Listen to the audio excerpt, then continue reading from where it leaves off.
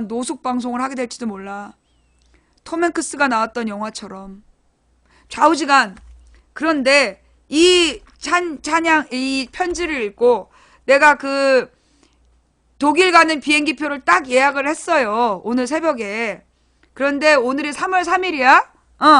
오늘이 3월 3일인데 지금 미국의 뉴욕의 우리 교회 소위 독일 이야기를 나한테 처음 하셨던 거기서 이 뉴욕의 행사 사진을 보내주시는 거야. 오늘 새벽 기도 딱 끝날 때쯤.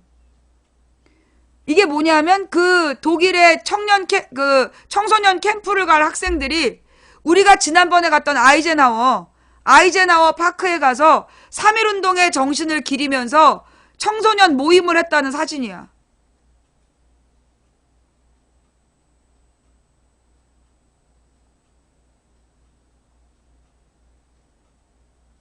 내가 진짜 오늘 이 편지를 딱 읽으면서 갑니다, 가요! 네, 가요! 이러면서 내가 해도 너무하는 거 아니냐.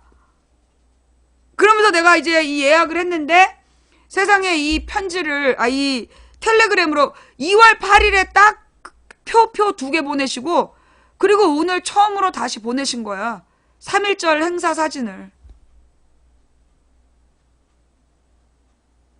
여러분이 저라면 우연이라고 하실래요? 예? 우연이라고 하실래요? 이래서 종교인들이 싫어요? 근데 이 방송 왜 듣고 계세요? 예. 이래서 종교인들은 싫다. 그 방송 듣지 마세요. 예. 아니, 그러니까 이게 뉴욕에 있는 우리 교회라는 한인교회 학생들이 아이젠하워 파크에 가서 그러니까 위안부 소녀들을 기리는 비석이 있어요. 우리 그때 뉴욕 방송에서 제가 보여드렸던 그 아이젠하워 파크.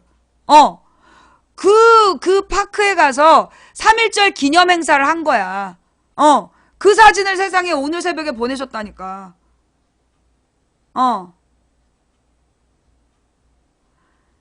그래서 내가, 가라면 가고 서라면 서고 죽으면 죽는 거지. 테러 예고가 되어 있어. 거기다가 지금 메르켈 선거가 9월이라서 지금 8월이면 7, 8월이면 굉장히 그 구구파들이 난동이 심해지는 상황. 그리고 정말 테러 위험이 있는 상황이에요. 이 여름에. 그리고 지금 우리 조카가 독일에 있지만 그때쯤이면 그 독일에 없을 거라고. 그러면 나는 혈혈단신. 독일 말도 하나도 몰라. 그럼 영어를 하시면 되잖아. 영어는 쉽니? 영어는 아무나 해? 내가 영어 하는 거는 땡큐하고 디스밖에 없어. 메뉴판 사진으로 들여다보고 디스. 이거. 그 다음에 땡큐. 그거 2마디밖에 모르는데 나 지금 혼자서 구글 번역기 그거 가짜예요. 구글 번역기로 글 써봐. 박살나 그거. 말도 안 돼. 그 왜 저기 지난번에 인천공항에서 테러인 척하다가 테러범인 척하고 쇼하다가 구글 번역기에서 잘못된 아랍어 걸렸잖아. 그래갖고 근데 지금 이제 독일에 가야 한다. 그래갖고 그러나 내가 또 얼마나 꼼꼼해. 혹시 이게 잘못된 얘기일 수도 있다. 그래서 5개월 할부를 끊었어. 비행기표를 5개월 할부를 끊고 중간에 일이 틀어지면 그 아직 안 낸 돈, 그 돈은 이제 취소하면 되잖아. 그래서 혹시라도 하나님의 계획이 변경되실 가능성이 있지 않을까 하는 기대감을 갖고 있어. 그리고 난 일부러 숙소하고 교통편을 그분이 얘기하셨기 때문에 나는 구하지 않는 거야. 뭐 알아서 준비하시겠지. 예? 네. 처음 예매하면서 일단 5개월로 끊었어. 길게. 최대한 길게. 그래야 이게 중간에 취소할 수도 있는 거 아니야. 그럼 나머지 돈 안 내도 되잖아. 그래서 그 독일 공항에서 혹시 동양인 아줌마가 노숙하면서 인터넷 방송을 한다 그럼 나야. 내가 그 저기 뭐라 그러나 이름을 바꿀까 해. 요나 부인이라고. 안 가면 고래 타고 갈 수도 있잖아. 그래서 그냥 비행기 타고 가려고. 안 간다고 버텨봤자 되는 게 아니더라고. 이 집요하심. 자, 여러분 어떠세요? 여러분이 저라면 이걸 보면서 예, 이런 편지를 받고 그리고 이런 텔레그램을 받고 이 선한 능력으로를 듣자라고 하시니 하나님의 이 오늘 아침에 이 일을 보고 내가 이 예약하는 게 그게 오바일까요? 제가 지금 잘못 생각하는 걸까요? 하나님의 뜻과 무관할까요? 내가 지금 혹시 하나님의 뜻을 오해하는 걸까요? 이거는 여러분이 보기에도 뭔가 하나님의 설계잖아. 그죠? 이건 하나님의 설계잖아. 근데 내가 사실 지난 한 달 동안을 이 핑계 저 핑계를 대면서 버텼어. 이 핑계 저 핑계를 대면서 버텼는데 오늘 아침에 딱 그 비행기 표를 예약을 하게 되더라고. 그래서 그래 뭐 공항에서 노숙해야 되면 노숙하는 거지. 고래 뱃속에 타고 가느니 비행기표 타고 가는 건 좋잖아. 그렇게 마음먹고 지금 이제 여름에 가기로 했는데 언제 가는지는 예, 여러분 비밀이에요. 묻지 마세요. 그 다음에 어디로 가는지도 묻지 마세요. 예, 왜냐? 몰라. 일단 독일 공항까지만 가고 그 뒤로 어디로 가는지 몰라. 예, 어디서 누구를 만나서 어떤 일정으로 움직일지 전혀 몰라요. 그러니까 7월에서 8월 그 즈음이야. 그래서 일단 뭐 한 7월 달 정도 되면 일정이 확정이 되겠죠. 네. 그게 프랑크푸르트 공항으로 가는 거야. 프랑크푸르트 공항에서 무슨 일이 벌어질지 몰라. 예. 그래서 노숙 망치 부인이 될 수도 있어. 남의 독일 마을? 그럴 수도 있고. 네. 근데 진짜 마음이 편해요. 내가 지난 한 달 동안 계속 못 들은 척하고 이 핑계 저 핑계 대고 막 안 가려고 그러다가 오늘 딱 예약을 하고 나니까 그래. 마음이 편하네. 그래. 네, 마음대로 하세요. 네. 뭐 가라면 가고 서라면 서고 죽으면 죽는 거죠, 뭐. 네, 알아서 하세요. 뭐 이런 분위기. 이제 뭐 그다지 그렇게 뭐 저항하고 싶지도 않아. 저항해봤자 소용도 없고 알아서 하시겠지.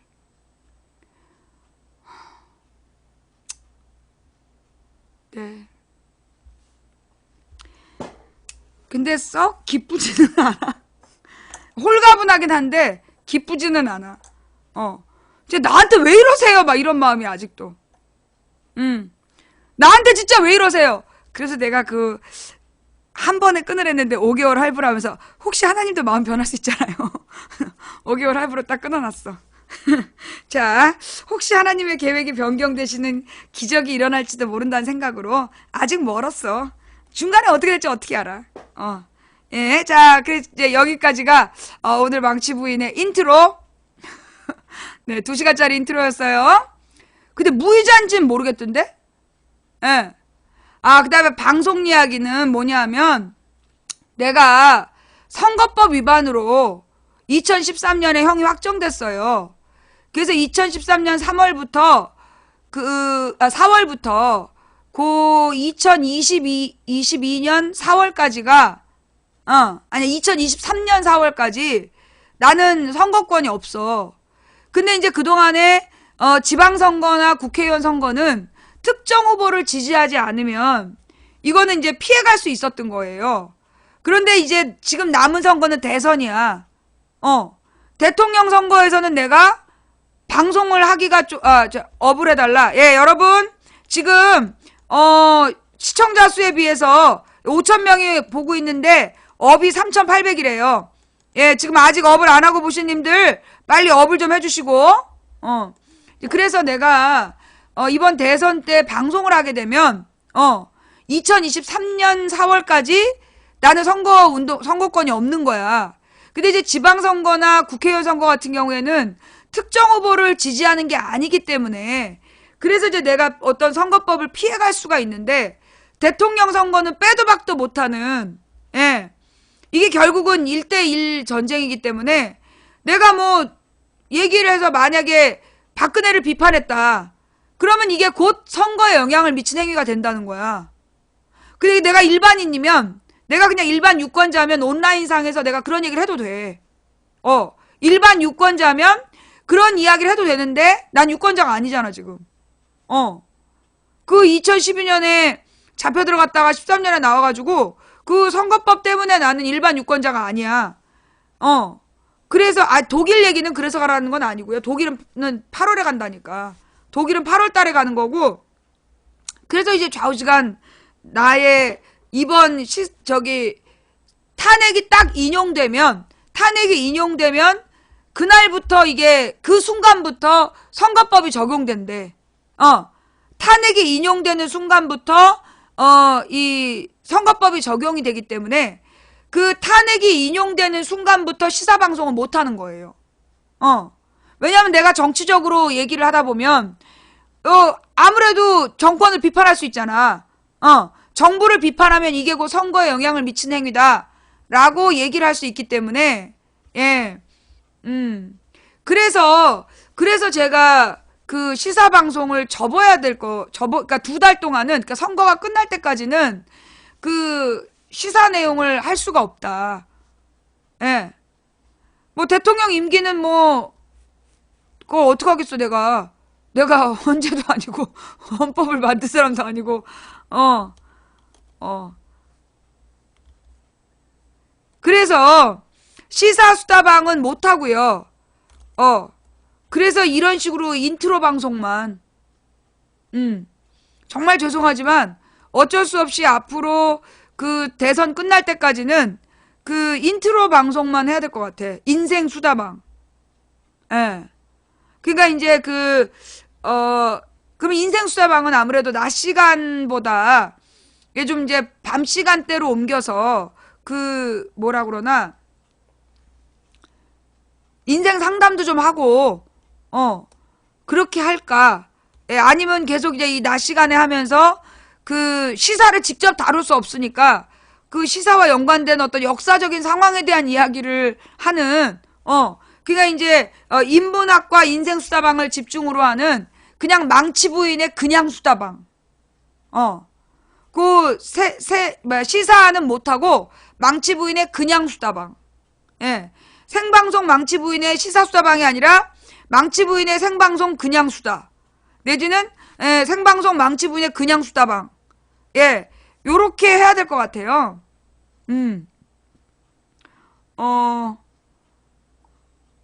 먹방도 뭐 몸에 좋은 죽을 먹는다든가 뭐 이런 거. 뭐 요리 방송은 하면은 이제 고소당할 것 같고. 예. 그리고 이제 뭐라 그러나 여행도 좀 하고 그 방송 못하는 동안에 좀 여행도 하면서 좋은 경치도 보여드리고, 예. 그래서 이제, 근데 이제 이 여행은 잘못해서 만약에 이게 모임이 되면 이게 집회가 되기 때문에, 어디로 갈지는 비밀로 하고, 뭐 맛집 탐방, 이런 것도 재밌을 것 같아. 전국의 맛집 탐방, 뭐 이런 것도 좀 하고, 그렇게 해서 2달은, 예. 2달 동안은 이제 시사는 못 다루고, 그 생활 수다 방송을 해야 될 것 같다. 진정한 역캠. 그렇죠. 농사일도 거들고. 그래서 이 농촌 탐방도 좀 많이 했으면 좋겠어. 그 다음에 이제 세월호 문제인데요. 제가 오늘 그 세월호 유가족분들께 문자를 보냈어요. 예. 3월 16일 날 방송하기로 했던 거 그거 5월 16일로 미룬다고. 예. 원래 3월 16일, 4월 16일도 방송을 해야 되는데 대선 전에는 세월호 이야기를 하다 보면 박근혜 정부의 비판이 나올 수밖에 없고 그러면 그것도 시사적인 그 선거에 영향을 미친다라고 얘기를 할 것 같아서 5월 16일, 5.16, 예, 5월 16일 날부터 다시 단원고 약전 읽기를 시작하려고요. 선거 끝나고. 그러니까 어떻게 보면 어쩌면 대부분의 사람들은 선거 끝나면 정권 교체했으니까 당연히 알아서 뭐 이렇게 세월호 문제 해결하겠지라고 생각할 수 있을 것 같아. 근데 나는 어떻게 보면 정권 바꾼 다음부터 진짜가 시작되는 거다. 그 정권이 혹시라도 뭐 언론의 눈치를 보면서 세월호를 덮고 가겠다라고 할 수도 있는 거 아니야. 그러지 못하도록 진짜 싸움은 5월 16일부터다. 망부 스킬굿이 뭐야? 얘야, 그 망부 스킬굿이 뭐야? 저게 뭐지? 망부 스킬굿이 무슨 뜻이야? 왜 자꾸 그 말을 반복하지? 도배질이다. 예. 그래서 그 세월호 문제는 3월 16일, 4월 16일에 하면 선거에 영향을 미치려고 한다. 그리고 우리가 오프라인으로 모이는 거잖아. 그때 우리 시청자들이 모이면 그게 집회가 되고 그 집회는 선관위가 나와. 선관위가 나오기 때문에 무슨 기술이 좋다는 거지? 예, 무슨 기술이 좋다는 거야? 예. 어떤 기술이 좋다는 건지를 잘 몰라갖고, 능숙하다? 말하는 기술? 근데 왜, 시사수다 스킬?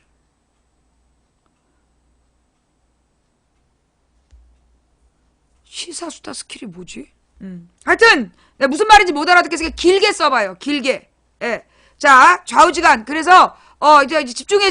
쉬었지 말고. 그래서, 제가 3월 16일 날 세월호 약전 읽는 거는 5월 16일, 예, 5.16 군사 쿠데타의 날, 그날, 세월호에 대한 약전 읽기를 시작할 거다. 예. 그래서 5월 16일 날 안산 기억저장소에서 만나는 거. 3월 16일 행사를 5월 16일로 연기합니다. 그리고 이제 3월 달에 하려고 했던 사랑의 콘서트도 그게 집회로 분류가 될 수 있기 때문에 그것도 이제 5월 달로 연기하고요. 망치 부인 말 잘한다는 뜻이야? 알았어. 예. 5.16 군사 쿠데타의 날을 세월호를 기억하는 날로 만들어버리겠어. 그리고 다음 정권에게 세월호 진상규명 노력을 분명히 하도록 메시지를 주는 날이 돼야 될 것 같아요.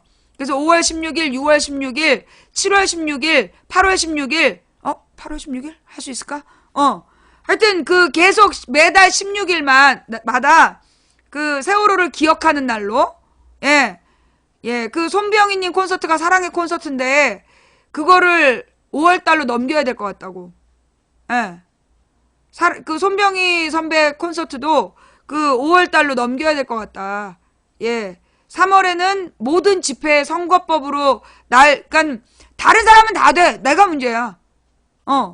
나는 그 선거 앞두고 사람들이랑 모이면 이게 집회가 되고, 그래서 선거에 영향을 미치려고 했다라고 뒤집어 씌우면 그냥 나는 또 달려 들어가야 돼. 나는 심지어 사실을 말해서 잡혀갔잖아? 사실을 말한 죄로 감옥 갔다 온 유일한 사람이기 때문에 이 선거법 기간에는 일단 오픈 모임은 전혀 못 나간다. 예. 탄핵 인용이 되는 순간부터 여러분의 얼굴은 한 2달 못 본다. 그리고 5월 16일 날 그 안산의 기억저장소에서 우리 오부지게 만납시다. 그 전에 대선 끝나면 보겠네. 예, 대선 끝나고 망치 부인의 그 길거리 수다방을 대대적으로 할게요. 네. 그때 쫙 와서 같이 그 길거리 수다방 한판 하고 5월 16일 날은 안산으로 가고, 예, 이렇게 이제 몰려 다닙시다. 그래서 이제 나의 원래 계획은 13일 날 선고가 나면 14, 15일 1박 2일로 성주를 갈라 그랬어. 1박 2일로 성주를 갔다가 16일 날 세월호 단원고를 갈라 그랬는데 그 선거법 적용 기간이다. 그래서 그런 일정을 못 가고요. 예. 그 5월 달에도 또 성주를 갈 거다. 5월에 성주도 가고 안산도 가고. 우리나라 선거법이 되게 문제가 많아요. 예. 그러니까 다른 나라는 하면 안 되는 것만 정해놔. 다른 나라 선거법은 이거 하면 안 된다만 정해놔. 그러면 그거 말고 다 되는 거야. 근데 우리나라는 뭐뭐만 할 수 있다라고 정해져 있어. 그럼 그거 말고 다른 게 안 되는 거야. 그래서 우리나라의 선거법에 문제가 많아요. 아니 여러분 생각해봐. 나더러 영향력 있는 언론인이라 그러면서 내가 후보자에 대해서 진실을 말했다고 감옥을 가는 게 말이 되냐고. 이게 선거법이 미친 거지. 어? 나더러 영향력 있는 언론인이라고 징역 8개월을 때린 법원이 사실을 말했다고 징역 6개월형을 때리면 되겠냐고.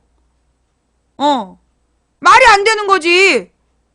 내 죄가 사실을 말해서 후보를 비방한 죄야. 그 사실을 말해서 후보를 비방한 죄는 주로 어떤 사람들이 처벌받는 거냐면 가령 뭐 얘가 게이래요 이런 거. 얘가 뭐 바람 폈대요 이런 사생활. 아무도 모르는 사생활을 공개하면 그게 처벌받던 게 후보 비방죄야. 근데 나는 공적으로 선거운동하는 과정의 문제점을 지적한 건데 나를 유죄 판결을 내리고 그걸로 지금까지 10년 동안 선거권을 뺏었다니까? 공적인 문제를 지적했는데 그게 왜 언론인이 감옥 갈 일이냐고. 그러면 그런 기준이면 우리나라 기자 새끼들 전부 다 감옥 가야지. KBS, MBC, SBS 다 감옥 가야지, 씨발. 안 그래?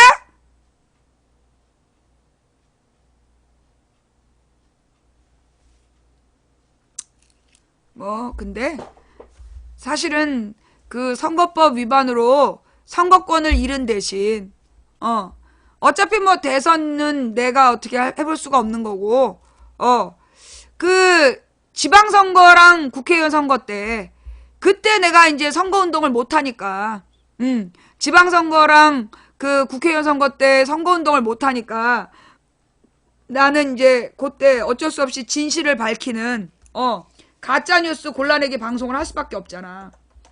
지들이 나를 선거법 위반으로 잡아넣는 바람에 내가 이제 그 지방선거랑 국회의원 선거할 때는 그 언론에 나와 있는 가짜뉴스 골라내기 그런 일을 할 수밖에 없게 된 거지.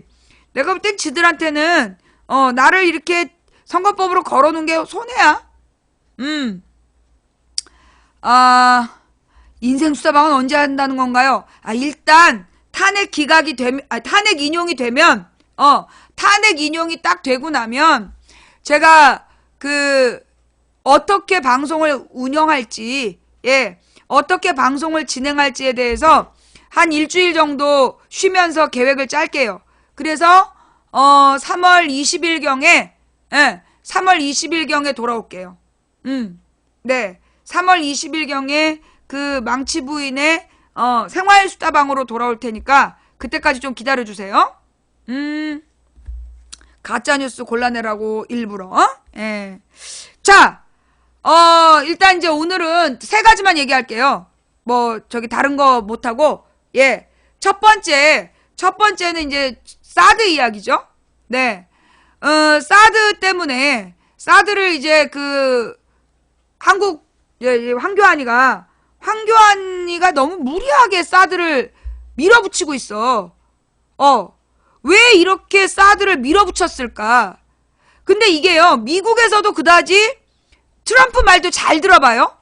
트럼프가 동의한 게 아니야. 지금 트럼프가 사드를 뭐 6월 안에 배치한다는 거에 동의하지 않았어. 도리어 이 트럼프는요, MD 체제가 문제가 많다야. 본질적으로 MD 체제, 이 MD 체제라는 게 뭐냐면 그 미사일 디펜스, 미사일 방어 체제라는 거잖아. 그래가지고 이 그 트럼프의 주장이 그 미사일 방어 체제가 그렇게 효율적이지 않은 것 같다. 그래서 패러다임을 바꿔야 된다는 거야. 그러니까 이 미국의 방어 시스템을 바꿔야 된다. 맞죠? 뉴스를 들어보면 그 트럼프의 주장은 지금의 이 미사일 방어 체제가 허점이 많고 고비용 비효율이다. 그래서 새로운 체제를 바꿔야 된다라는 게 그게 트럼프의 주장이에요. 그런데 우리나라의 사드는 MD 체제야. 그 미사일 방어 체제로 나온 거야. 그런데 이 사드 체제가 근본적으로 문제가 많은 거예요. 한마디로 이게 조준율도 떨어지고, 그리고 이 그 사드를 가지고 방어가 잘 안 되는 거야. 그게 어제 읽은 뉴스에도 나왔지만 이 사드가 그렇게 대량 생산되는 무기도 아니라는 거지. 그러니까 실제로 이 사드는 정말로 그 쏘아올린 미사일을 쫓아가서 격추시킨다라는 거는 개뻥이고, 레이더 때문에 만드는 거야, 레이더. 이 레이더 때문에 이 사드라는 걸 배치하겠다는 건데, 엑스밴드 레이더. 그 엑스밴드 레이더라는 게 결국은 어떤 목적이냐면, 이 중국과 이 중국과 러시아의 블라디보스톡을 실시간으로 들여다보겠다는 거야. 그러려고 지금 엑스밴드 레이더를 설치한다는 거야. 무엇보다 이 엑스밴드 레이더는 소위 이제 그 수도권 방어에는 아무 도움이 안 되는 거야. 수도권을 전혀 방어할 수가 없는 거예요. 이 엑스밴드 레이더가. 그냥 백해 무익한 거야. 그리고 중요한 건 이 그 엑스밴드 레이더에서 확보한 내용을 우리가 제대로 활용할 수도 없어. 우리가 활용할 수도 없는 거야. 예. 그런데다가 이 레이더가 소위 전파를 쏴가지고 돌아오는 거를 감지해서 그 사태 파악을 하는 시스템이잖아요. 원래 레이더라는 게. 그러다 보니까 이 레이더에서 어마어마한 살인 전자파가 나오는 거야. 살인 전자파가 나오는 거예요. 그 엑스밴드 레이더를 그 서울 근처에 어디였더라? 서울에 무슨 어디 근처에서도 기상청에서 엑스밴드 레이더를 설치하겠다 그랬다가 그 지역 학부모들이 들고 일어나가지고 반대해서 그거 기상청 레이더 폐지됐어. 철회됐어. 그리고 지금 이제 그 사드용 엑스밴드 레이더를 배치한다면 결국은 그 5km 원래 그 엑스밴드 레이더의 육군 사용 지침서에 5km 이내에는 사람이 허락받고 들어가야 된다. 근데 뭐 2km 이내인가? 2km 이내에는 그 특수 장비를 갖추지 않으면 들어가면 안 된다. 그 다음에 뭐 500m 이내인가? 뭐 얼마 이내에는 절대 들어가면 안 된다, 야. 그런데 지금 그 엑스밴드 레이더를 마을 사람들이 살고 있는, 사드의 표현은요, THAD예요. 예. AAD인가? AD 아니고, 그래서, 이게 고고도 미사일 방어 체계라는 거야. 그게 고고도, 높은 고도의 미사일 방어 체계의 약자가 사드예요. 네. 예. 안티 에어 디펜스구나. AAD네. THAAD. 예, 그래서 이제 사드인데, 자, 좌우지간. 그래서 이 사드 체제는 실제로 대한민국을 방어하는데 아무 도움이 안 되는 거야. 이 사드 체제는 대한민국 방어에 아무 도움이 안 되는 거야. 그럼 왜 설치하느냐? 지금 미국에서 중국하고 러시아를 감시하겠다. 그런 목적으로 지금 이 미사일, 그 레이더를 설치하겠다는 거예요. 자, 여러분들이 한번, 중국의 입장에서 한번 봐봐. 다른 말로, 어떤 사람이 옆집에 이사를 왔어. 옆 아파트로 이사를 왔는데, 혹시 그 옆집을 통해서 우리 집으로, 자기네 집으로 도둑이 들어갈 수 있다 그러면서 베란다에다가 우리 집을 들여다보는 카메라를 설치해놨다면, 여러분 기분이 어떻겠어요? 우리 집 거실을 들여다보는 CCTV를 설치한 거야. 왜냐면 우리 집을 통해서 자기네 집으로 도둑이 넘어올 수 있다고. 그러면 여러분들은 그걸 보면서 너무 예민하게 굴지 마라. 어차피 우리 집 도둑도 막아주는 거 아니냐. 이렇게 마음을 먹으시겠어요? 아니면 옆집 그 CCTV를 부셔버리고 한 판 붙을 거예요. 당연히 한 판 붙잖아. 그죠? 바로 그 상황이야. 지금 이제 중국하고 러시아가 이 사드의 길길이 날뛰는 이유는 이게 지금 중국하고 러시아를 미국이 실시간으로 감시하기 위해서 이 레이더를 놓겠다는 거거든. 그러니까 이게 그 중국이나 러시아 입장에서는 이해가 안 되는 거야. 받아들일 수가 없는 거야. 그래가지고 다 죽어가던 김정은하고 손을 잡고 지금 삼각 동맹이 더 강해지고 있는 거야. 북중러의 동맹이 더 강화되면서 한미일에게 맞서는, 그렇게 되면 어떻게 되냐면 한반도에 대한 전쟁 위험이 높아지는 거야. 긴장감이. 그러면 이 쓸데없는 긴장감 때문에 외국의 투자자들이나 관광객이 줄어들게 되고, 그 다음에 뭐가 주냐면 우리나라의 수출이 줄어들어. 왜냐?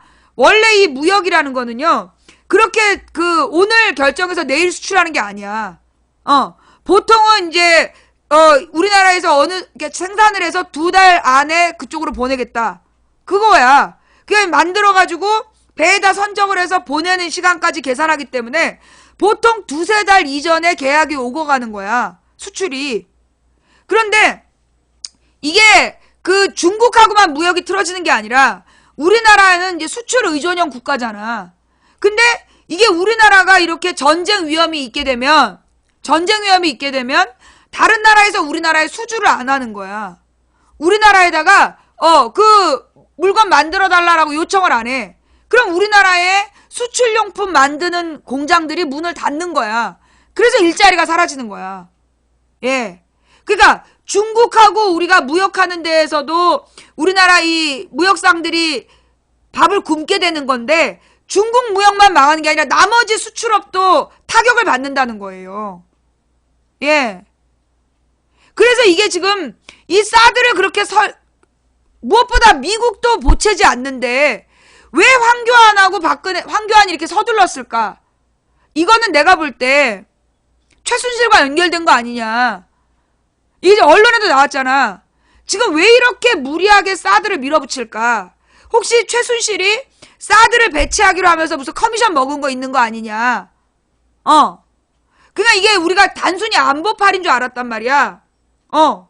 보수층을 결집시키기 위한 안보팔인 줄 알았는데 그게 아니라 최순실이가 뭔가 받아쳐먹은 게 또 있는 거 아니냐.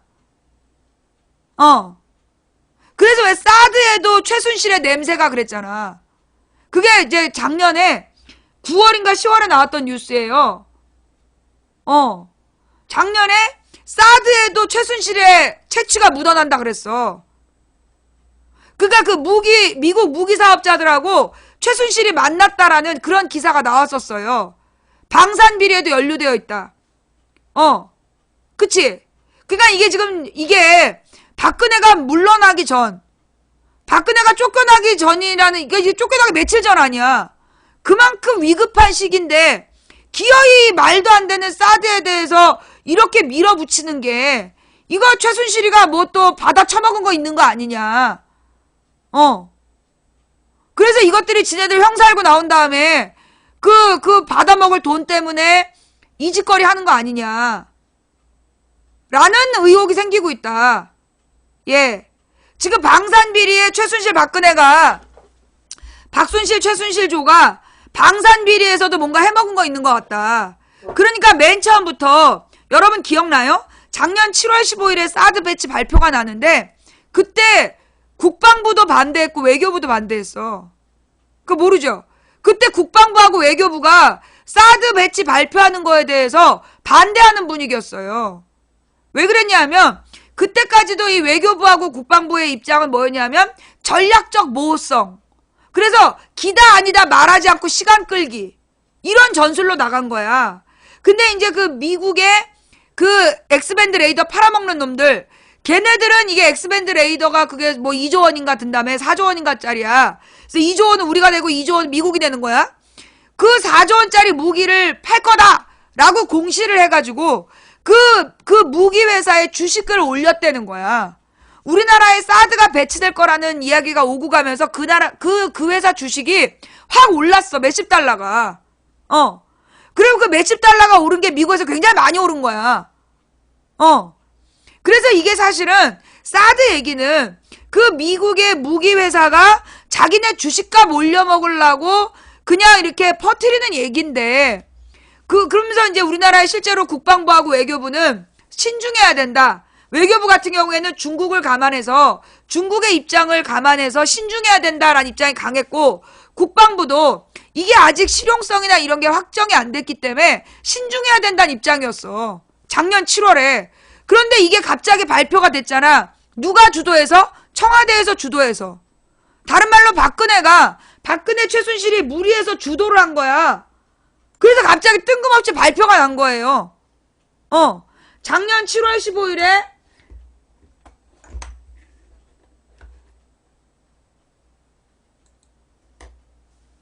예정 없이 발표가 나버렸어. 그래갖고 처음에 딱 발표 난 다음에 그 발표 나기 직전까지도 외교부하고 국방부에서 반대하는 분위기가 강했다니까. 알 수 없다 이런 분위기였어. 근데 갑자기 그걸 던진 거야. 이게 뭔가 있어.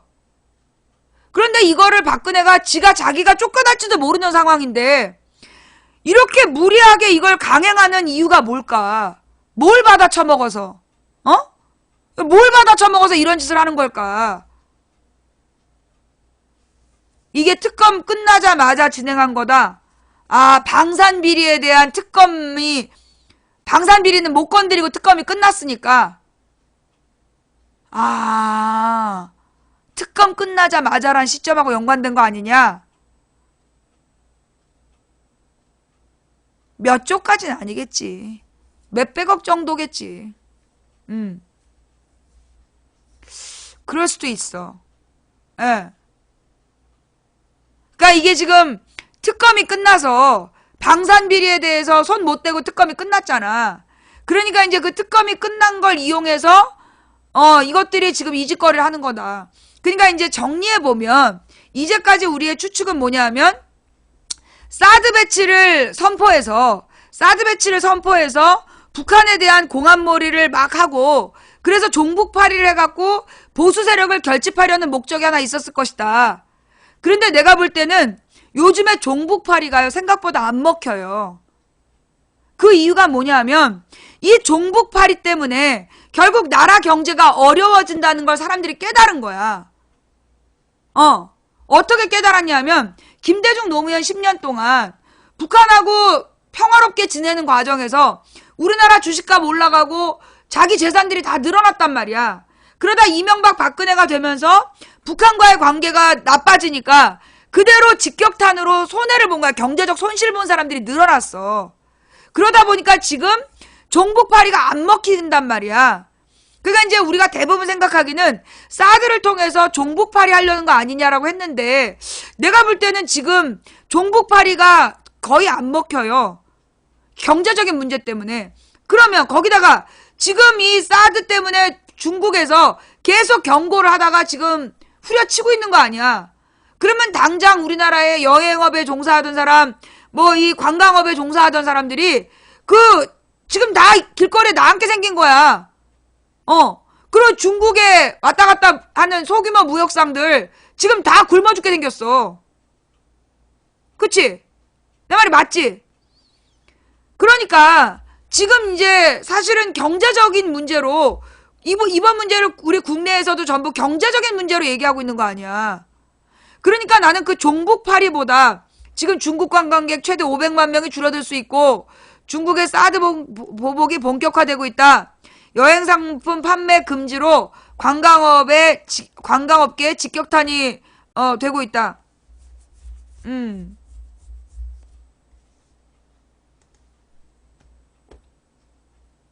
예. 자, 요거 한번 같이 들어볼게요. 김현정 뉴스쇼에 나온 내용이죠?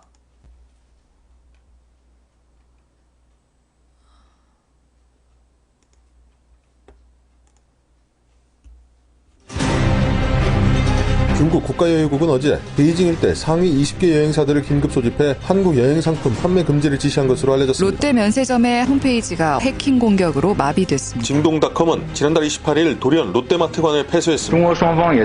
중국과 러시아는 다시 한번 사드의 한반도 배치 추진을 절대 반대합니다. 예, 중국의 사드 보복 움직임이 심상치가 않습니다. 사드 부지를 제공한 롯데그룹에 대해서 불매운동이 확산되는가 하면 롯데그룹의 중국 홈페이지가 해킹으로 마비됐고요. 중국의 거대한 온라인 쇼핑몰이 있습니다. 징동닷컴이라고요. 근데 거기에 있던 롯데마트관이 갑자기 폐쇄가 됐습니다. 전산상 오류 때문이다 이렇게 밝혔지만 의구심은 커지는 상황이죠. 게다가 어제는 중국 디도스 공격을 받아서 우리나라 롯데 면세점의 인터넷 홈페이지가 다운되기도 했습니다. 중국 정부 차원에서는요. 은밀하게 여행사 간부들을 불러 모아서 한국 관광상품 판매를 중지시켰다. 이런 얘기도 들립니다. 이 상황을 어떻게 봐야 될까요? 혹시 우리가 좀 과잉해서 걱정하는 걸까요? 아니면 실제로 상황이 걱정스러운 걸까요? 짚어보죠. 우선 한국과 중국 간의 무역 거래를 돕는 회사입니다. 8차이나의 백두원 대표부터 연결합니다. 백두원 대표님, 안녕하세요. 네, 안녕하십니까. 그러니까 한국 기업들이 중국 시장으로 진출하는 걸 도우시는 회사예요? 네네, 한국의 그 중소기업이나 예. 중견기업이나 다양한 일을 좀 많이 하고 있습니다. 중국 현지 분위기를 그럼 누구보다 뼈저리게 느끼실 텐데 정말로 달라졌습니까? 그런 분위기가 이곳저곳에서 좀 많이 감지되고 있는 게 사실입니다. 예를 들면 어떤 식으로 달라졌습니까? 제가 과거에는 이제 정부의 이제 관계자로 근무를 한 이력 때문에 정부 관계자로 근무하셨다는 게 무슨 말씀이세요? 한때 그 청와대에 근무했던 공무원이었습니다. 공무원으로. 예. 네네. 그래서 중국의 좀 특이한 이력 때문에 중국의 당 간부 친구들이 좀 많이 있어요. 중국 당 간부들. 예. 네네. 그래서 그 친구들한테 사실은 사드 이게 지금 자, 지금 이 이야기가 나왔는데 지금 각 방에서 롯데 불매운동 얘기가 나와. 그래서 롯데 불매운동이 언제나처럼 나오고 그러면서 다이소가 일본 건이 아니냐라는 얘기가 또 나와. 내가 궁금한 건 왜 해마다 똑같은 얘기가 나오냐는 거야. 매번 우리 이제까지요. 사드 때문에 중국이 무역 보복을 한다. 그 얘기가 나오면 롯데 불매운동 얘기를 자연스럽게 사람들이 올려. 그리고 난 다음에 롯데 명단을 돌려. 그러면서 다이소가 롯데 건이 아니냐. 내가 이거 10년째 보고 있거든? 왜 매번 패턴이 똑같지? 왜 매번 패턴이 똑같냐고. 다이소 일본 거 아니에요. 다이소가 일본 거라는 게 잘못된 거야. 일본에 다이소가 있고 한국 다이소는 일본 법인하고 무관하다. 무관해요. 근데 매번 이런 식으로 똑같이 나와. 롯데 불매운동 얘기하지 말고, 롯데 불매는 중국에서 하는 거야. 우리는 지금 롯데 불매운동 얘기할 때가 아니라고. 중국에서 롯데 불매운동으로 인해서 그 한국 롯데에서 일했던 사람들이 일자리를 잃게 된대잖아. 그럼 우리나라에 그만큼 타격을 주는 거야. 우리의 경제적 손실을 집중해야 될 때라고. 알았어요? 지금 롯데부터 이제 등장하기 전부터 작년부터 이런 얘기를 참 많이 들었어요. 무슨 얘기요? 사드가 한국에 대해서 상당한 압박이 갈 건데 대한민국 너희 정부가 좀 잘했으면 좋겠다. 그런 얘기들을 만나는 당 간부들한테 많이 들었죠. 상당한 압박이 갈 거다. 너희 정부 준비 단단히 해야 될 거다. 이런 얘기를 한두 명이 한 게 아니라 아는 분들이 다 했어요. 예. 일단 제가 알고 있는 당 간부들은 그런 얘기들을 많이 주고받았고요. 이번에 이제 롯데에서 그 사드 부지 제공을 하고 나서 이게 정말 구체화가 너무 현실화되고 있구나. 그렇구나라는 생각을. 그런 걱정을 일단 좀 많이 좀 하게 됐죠. 준비하라고 하더니 이게 지금 구체화가 되는구나라는 느낌을 받으세요. 사실 실제로 롯데그룹의 중국 홈페이지가 마비되고 징동닷컴에서 롯데마트관이 퇴출되고 롯데면세점 홈페이지 다운되고 이게 뭐 일종의 우연의 연속은 아닐까라고 기대하는 분들도 계세요. 그냥 우연히 이런 일들이 겹친 건 아닐까. 그렇게 보지 않으신다는 거예요. 제 경험치로 보면 절대 그렇지는 않고요. 어제 이런 소식도 나왔어요. 중국 검역국에서요. 롯데가 만든 요구르트 맛 사탕에서 금지된 첨가제가 나왔다. 즉각 소각 조치해라 이랬다는 겁니다.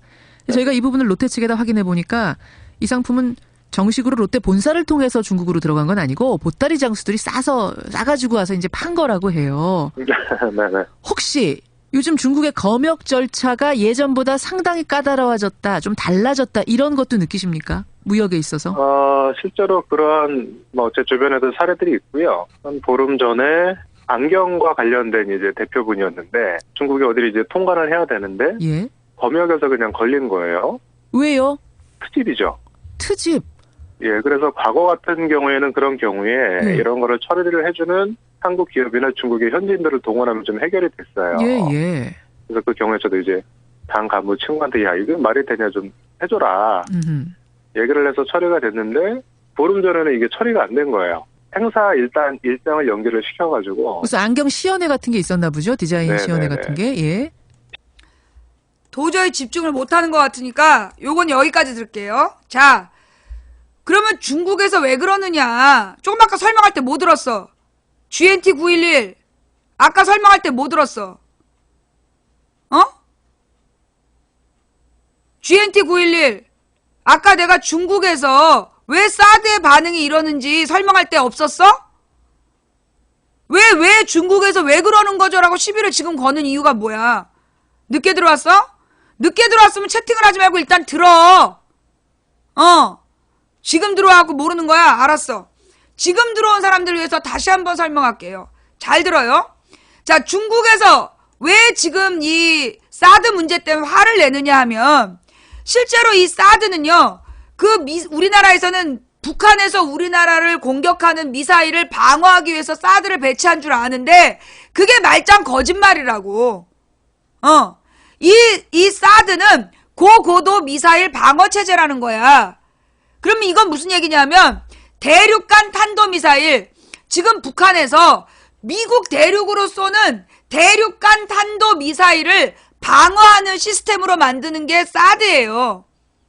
그러니까 지금 북한이 우리를 공격한다면 우리가 북한 대륙, 남한 대륙이 떨어져 있어서 북한 대륙에서 우리 대륙으로 미사일을 쏘는 게 아니잖아. 그러니까 처음부터 북한의 미사일은 대륙간 탄도미사일이야. 한마디로 북한에서 쏴갖고 미국을 공격하는 용이라고. 그러다 보니까 미국으로 가는 사드를 중간에 맞춰서 조준하겠다. 이게 사드의 목적인데, 자, 그렇다라면 그런 목적의 사드라면 바로 북한 옆에서 쏴서 쫓아가는 게 빠르겠어? 아니면 얘가 날아오는 동안에 중간에서 맞추는 게 유리하겠어? 상식적으로 한번 생각해봐. 지금 북한 박근혜하고 황교안이가 얘기하는 것처럼 또는 미국이 이야기하는 것처럼 이게 이 대륙간 탄도미사일을 미국이 북한 대륙으로 쏘는 게 문제라면 바로 옆에서 쏴갖고 따라가는 게 되게 효과적이야? 아니면 괌 같은 데서 쏴갖고 중간에 격추시키는 게 효과적이야? 당연히 어서와. 중간에서 쏴야 될 거 아니야.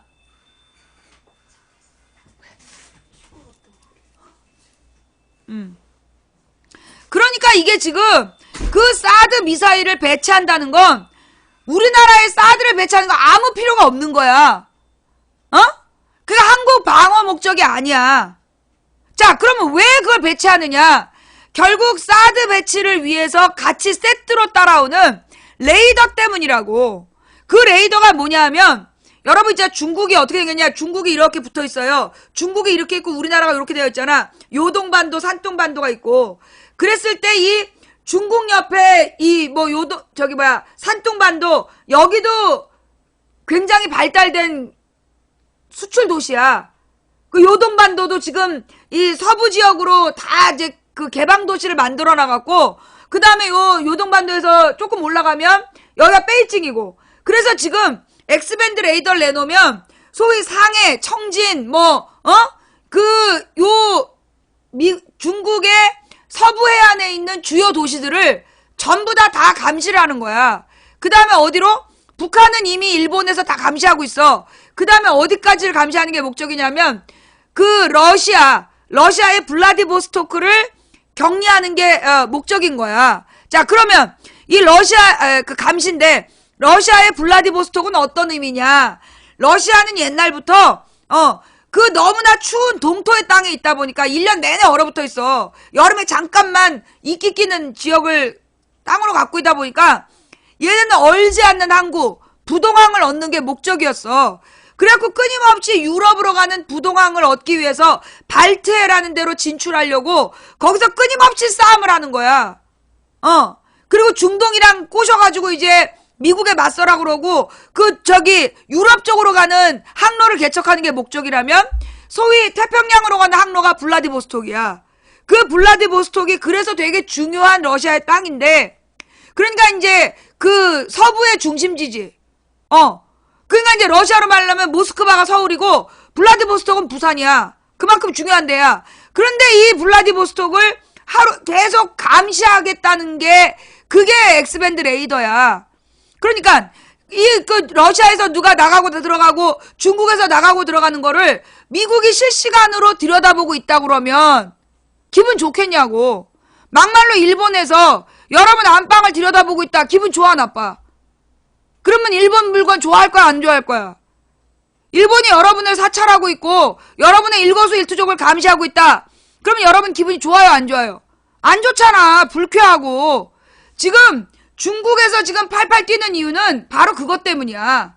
X밴드 레이더로 중국과 러시아의 주요 도시들을 24시간 감시하는 문제. 그래서 지금 쟤네들이 팔팔 뛰고 있는 거야. 그리고 무엇보다 지금 중국의 주요 도시가 그 X밴드 레이더 안에 다 있어. 그러니까 러시아보다 중국이 더 팔팔 뛰는 이유는 뭐냐면 중국의 주요 도시들은 전부 다 서부 해안에 있다니까. 중국의 주요 도시가 전부 서부 해안에 있어. 그래서 그러는 거야. 무슨 얘기인지 알겠어? 그러니까 동부해안. 그 중국의 동부해안에 베이징부터 상해, 청진 주요 도시들이 전부 동부해안에 있다 보니까 그거를 실시간으로 그러니까 중국의 경제 규모를 미국이 그대로 들여다보는 거야. 아니 그러면 미국이 중국을 왜 들여다보겠어? 군사 문제로? 경제 때문이야. 여기에 본질적인 문제가 있는 거예요. 많은 사람들이 이 X밴드 레이더가 군사적 목적으로 배치되는 줄 아는데 아니라고. 군사적 목적으로라면 그 중간에 괌에서 쏴야 된다니까. 괌이나 하와이에서. 그러니까 이 X밴드 레이더의 목적은 중국의 경제를 감시하기 위해서야. 중국의 경제 상황, 러시아의 경제 상황, 이걸 감시하기 위해서 그래서 이 X밴드 레이더를 배치하려고 그러는 거예요. 나가고 들어가는 상황, 본질은 경제야. 지금 이 미국이 중국을 견제하기 시작한 게 90년대부터야.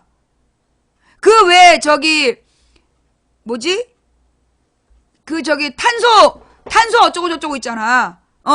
탄소 정책.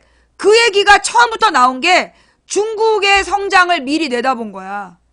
중국이 계속해서 경제 성장을 하는 것을 견제하기 위해서 나온 게 그 탄소 조약이야. 그러니까 그 중국에서 끊임없이 공장들이 만들어지고 중국에서 생산이 많아지면 그로 인해서 그 공장이 많아지면 탄소가 나올 수밖에 없잖아. 그러니까 그 탄소 배출권이 처음부터 중국의 경제 성장을 억제시키기 위한 그런 국제 꼼수다. 그게 중국에서 계속 반대했던 거예요. 그러니까 미국은 이미 90년대부터 중국이 성장하면 그들이 가지고 있는 잠재력, 자원, 인력, 재능 모든 면에서 미국이 중국을 따라가기 어려운 거야. 미국의 인구가 많아야 4억인데 그나마 4억의 절반이 이민자이고 4억 중에 1억은 보험도 가입하지 못한 사람들이야. 미국의 1억은 극빈자인데 중국 같은 경우에는 그리고 이제 미국의 저소득층은 교육도 못 받았어. 근데 이제 중국 같은 경우에는 공교육을 되게 강화해 놨단 말이야. 그래서 중국은 중공 시대에 공산주의 시대를 거쳐서 기본적으로 어떤 그 국가가 경제민주화의 흐름이 만들어져 있는 거야. 그럼에도 불구하고 90년대 이후에 성장한 경제적인 부를 상위 10%가 다 먹어버리고 그래서 상위 10%는 최고의 부자들이고 그 다음에 나머지 90%는 되게 가난한데 내가 중국에 가봤더니 중국 사람들이 불만이 없어.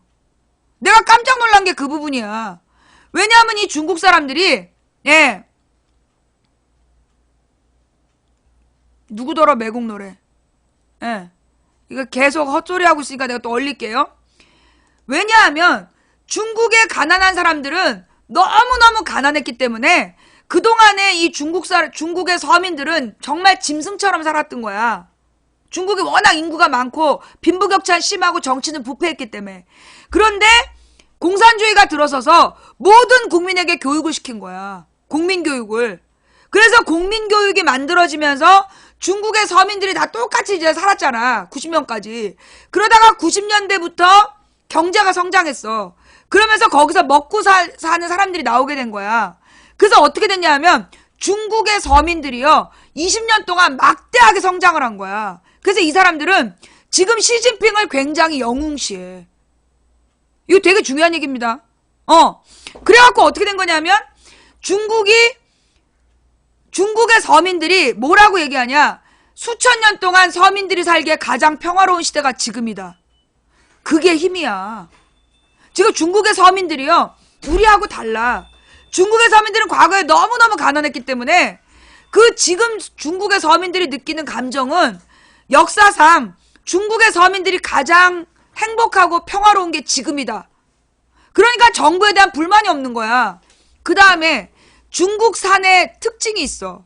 자, 우리나라는 어딜 가나 물가가 똑같잖아. 빵 하나를 사면 어딜 가나 똑같이 비싸지. 그지? 그런데 중국에는 어떤 모습이 있냐면 남부 지역에 가면 과일이 너무 싼 거야.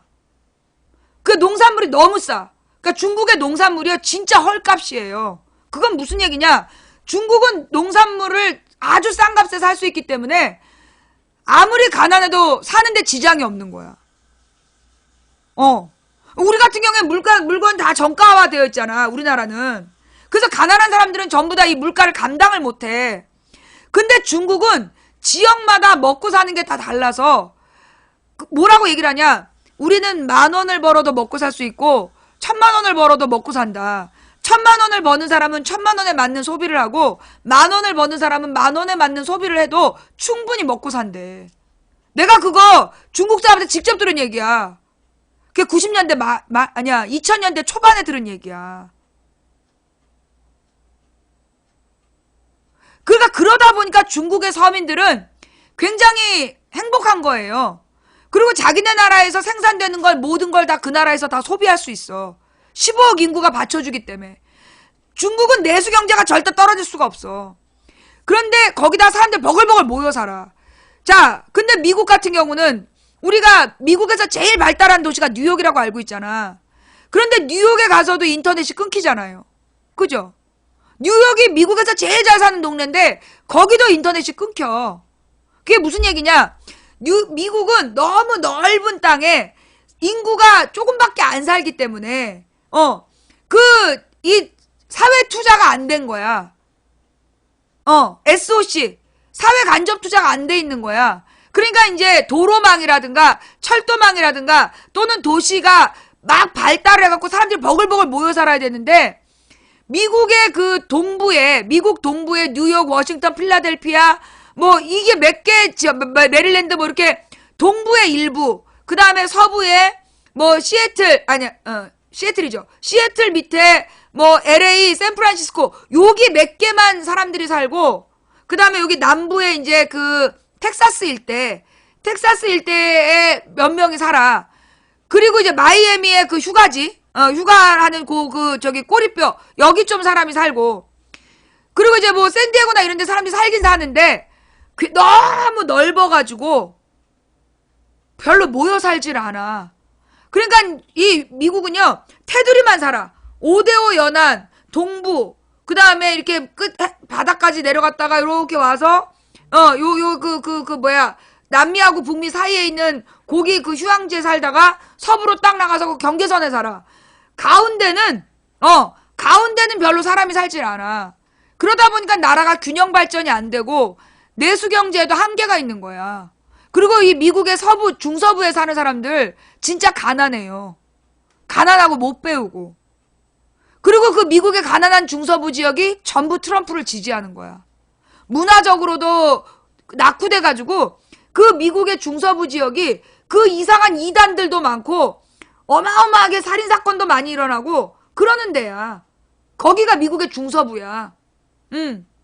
그런데 중국은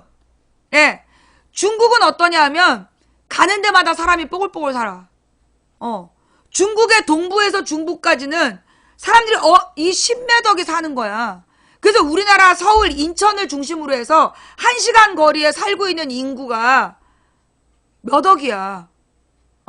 우리나라 인천공항이 왜 중요한 허브냐면 이 인천공항을 중심으로 중국의 동부 주요 도시들이 1시간 다 거리야. 그리고 그 1시간 거리에 그 인구 100만 이상의 도시가 40개인가 돼. 예. 그래가지고 몇 억의 인구가 인천공항에서 1시간 거리에 사는 거야. 그러니까 우리가 경제적으로 성장하려면 그 인천공항하고 중국의 동부 도시들을 하나로 묶어내는 그런 경제 허브를 만들어야 그래야 우리가 앞으로 장기적으로 먹고 살 수 있는 거야. 일본은 자기들끼리만 먹고 살잖아. 일본이 남의 나라 도와줘? 절대 안 도와줘. 일본 남의 나라 거 안 도와준단 말이야. 일본하고 우리나라가 경제 갖고 100% 적자잖아. 근데 중국은 우리가 교류를 하면 그 중국에는 레벨이 다 다르기 때문에 수준이 다 천차만별이기 때문에 우리가 누구를 대상으로 장사하냐에 따라서 먹고 살 길이 열리는 거야. 그래서 중국이 중요한 거예요. 그래서 서부에다가 이 경제 기지를 건설해야 된다. 그런 얘기를 김대중 노무현 정부가 했던 거 아니야. 근데 일부러 그 당시에 재정 경제를 쥐고 있었던 한나라당에서 안 해준 거 아니야. 그러면서 새만금 같은 쓸데없는 거나 해주고 공항이나 지어주고. 공항이 있어도 뭐해. 그 주변에 산업단지가 없는데. 그게 이제 우리나라의 이제 문제점이란 말이야. 그러니까 풀어가야 될 과제이기도 하지만 희망이기도 한 거야. 자, 그 다음. 지금 이제 중국의 이 롯데에 대한, 그리고 한국에 대한 그 보복 있잖아요. 보복하는 어떤 환구시보의 언론 정책. 여기에는 또 하나의 배경이 있어. 어떤 배경이냐면 중국의 한 해 동안의 방향을 결정하는 양회라는 게 있어요. 예. 그 전체 공산당 회의하고 또 무슨 뭐 간부 회의하고 해갖고 두 개의 그 중국의 미래를 결정하는 아주 중요한 회의가 있어. 그 회의를 양회라고 불러. 그런데 오늘부터 양회가 시작이 돼. 그러니까 지금 이제 환구시보는 사실은 이제 중국의 기관, 정부 입장을 대변하는 신문이라고 볼 수 있어. 그러니까 지금 중국의 정부 입장을 대변하는 환구시보가 굉장히 센 발언을 하는 이유는 뭐냐면 올해가 시진핑이 장기적으로, 그러니까 이제 이 중국은 그런 게 있더만, 그러니까 60 몇 살까지 그 정치를 잘하면 70세까지 쭉 밀어주는 그런 게 있대. 그러니까 이제 원래는 60세 정도 되면 다 이제 은퇴를 하는 거야. 다 물려줘야 돼. 근데 이제 지금 시진핑이 올해가 어떤 타이밍이냐면 올해 양회로부터 선택받으면 70세까지 갈 수 있는. 그러니까 70세까지 장기 집권이 가능해지는 그 선택이 지금 이 양회에 달려 있는 거야. 그래서 지금 그 양회를 준비하면서 이 환구시보에서 그런 그 뭐라 그러나 강성 발언을 하고, 그래서 이 시진핑이 중국의 이익을 지키기 위해서 강력한 리더십을 보이는 모습, 그게 필요했던 거죠.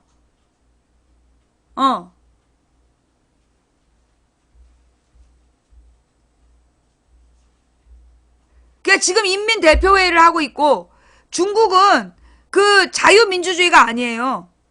공산당 일당 독재라는 나라야. 그런데 그 공산당 일당 독재가 그 북한식이 아니라 자본주의적인 발전을 바탕으로 한 사회주의적 경제 운영을 하기 때문에 중국은 시진핑을 독재자라고 안 불러. 중국 시진핑에 대한 불만 없어요. 예. 우리나라의 박근혜는 자유민주주의 국가에서 쥐가 김정은인 줄 알고 행동하니까 욕을 먹는 거고, 중국의 시진핑은 인기가 최고야. 왜냐하면 시진핑 때 중국 사람들이 지금 제일 잘 산대. 제일 풍요롭고 제일 평화롭고 일자리가 늘어나고 경제 상황이 계속 호전되고 있기 때문에 중국 사람들이 그리고 지금 한 20년에 걸쳐서 중국이 계속 성장했거든. 생활환경도 많이 나아지고 있고. 그러니까 베이징 올림픽 전에 중국이 너무 미개해가지고 화장실 문화라는 게 없었어. 그런데 그 베이징 올림픽을 하면서 그 중국의 화장실 문화라는 게 생긴 거야. 그러면서 이제 이 중국이 막 급변해 가는 거야. 그런데다가 이 중국 사람들은 어떤 생각을 하고 있냐면 그 강력한 통제가 필요하다. 안 그러면 다 망한다. 그 공멸에 대한 불안감이 있어. 왜냐하면 이거 실화로 있었던 일인데 베이징 올림픽에 어떤 건물을 지었어. 그런데 이 관광객이 늘어났는데 화장실이 제대로 갖춰지지 않았었대. 그러자 중국 사람들이, 그 중국인 관광객들이 그 새로 지은 건물에다 다 똥을 싸버린 거야. 실화야. 진짜 똥을 싸서 그 건물을 쓸 수 없게 만들어버린 거야. 그게 베이징 올림픽 다음에 있었던 일이야. 그리고 그게 난리가 났었어. 그게 중국 사람들은 그런 걸 보면서 어떤 생각을 하냐면 강력한 처벌해야 된다고 생각해. 싫어요. 이거 기사가 됐던 얘기야. 이명박 때 기사가 나왔던 얘기야. 완전히 건물이 그 똥을 너무 많이 싸놔가지고 그 똥을 치울 수 있는 그게 문제가 됐었어. 그러니까 그러다 보니까 그러고 나서 시진핑이 나왔는데 시진핑이 제일 먼저 한 일이 뭐냐면 문화 개선을 한 거야. 그래갖고 그렇게 그 불법을 저지르거나 위생 가짜 그 왜 중국에 그 전에 유명했던 게 가짜 계란 사건, 가짜 분유 사건 이런 게 있었잖아. 시진핑이 된 다음에 그런 걸 싹 잡아버린 거야. 시진핑이가 딱 되고 난 다음에 그런 이제 가짜 이내변술. 야!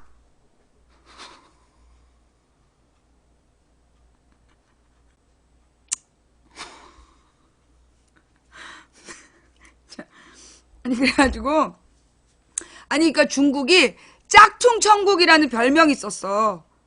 시진핑 이전에 중국이 웃기지 마! 나 방송해야 돼! 그래서 이제 중국의 짝퉁 천국이라는 말이 있고, 그러면서 이제 이 세계 경제를 혼란스럽게 한다. 그런 불명의 천국이었어. 그런데 시진핑이 좀 다른 사람이었던 거야. 그래갖고 이 시진핑이 중국의 이 문화 수준을 몇 년까지 선진국처럼 만들겠다라고 선포를 해요. 그게 지금부터 시진핑이 집권한 초기에 그렇게 얘기해. 그런데 진짜 그동안에 중국이 눈부신 발전을 했어. 중국의 그게 몇 년인지 알아봐봐. 시진핑이 선언을 해요. 중국을 몇 년 안에, 그 선진 문화로 만들겠다. 중국의 선진 화장실 문화를 만들겠다. 그게 언제였더라? 11년이었나? 12년이었나? 그 중국의 선진국 화장실 문화, 그 얘기 한번 찾아봐봐. 그게 그 사건이 벌어졌을 때가 그 이내변수 사건이야. 똥 사건. 12년?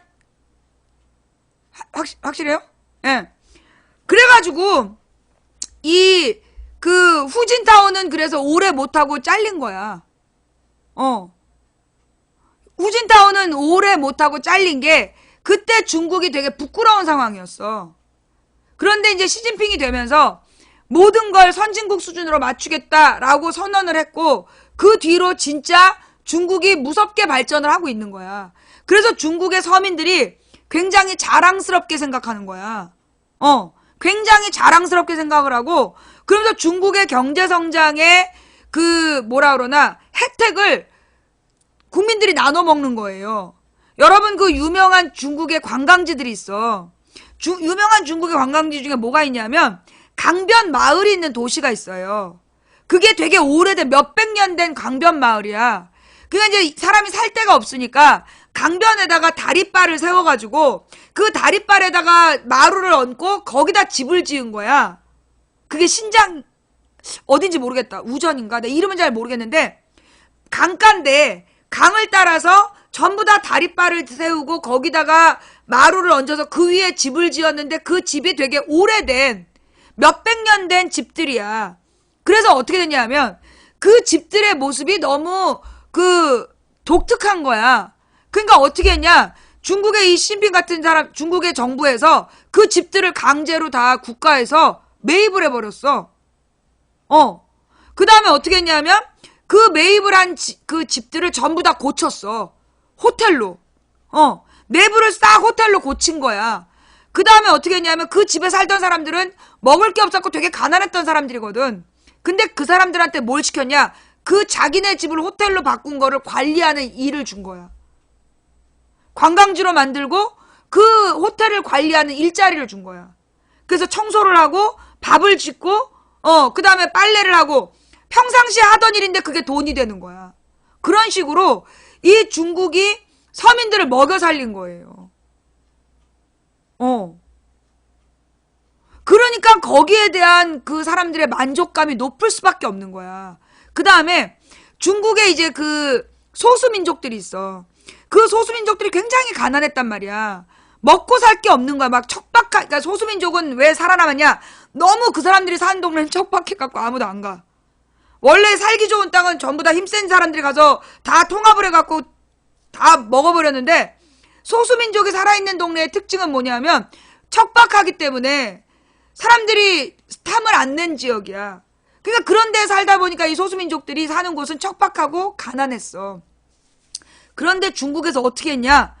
그 소수민족들을 전부 다 너네 전통옷 입어.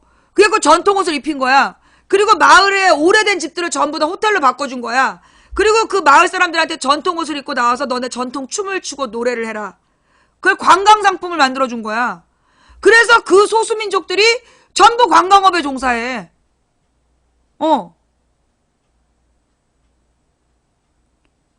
그 신서유기에도 그런 게 나와요? 그렇게 되는 거야. 그러니까 이게 중국이, 이게 만약에 대자본에게 맡겨놨으면 그 대자본은 자기의 이윤만 추구했겠지. 그런데 중국은 경제정책을 국가에서 주도하니까 그런 식으로 서민들이 먹고 살 수 있는, 장기적으로 먹고 살 수 있는 시스템을 국가에서 유도한 거야.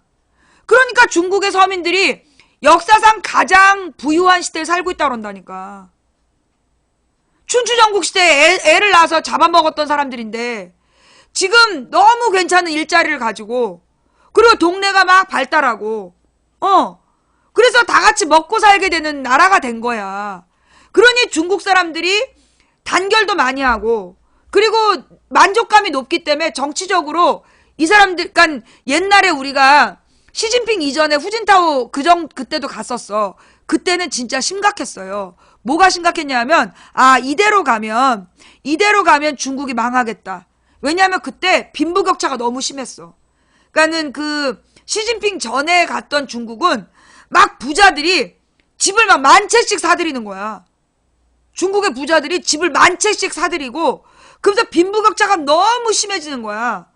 그 가난한 사람들은 더 가난하고, 가난한 사람들 변함이 없고 부자들만 막 돈을 축적하던 시대가 시진핑 이전이었어.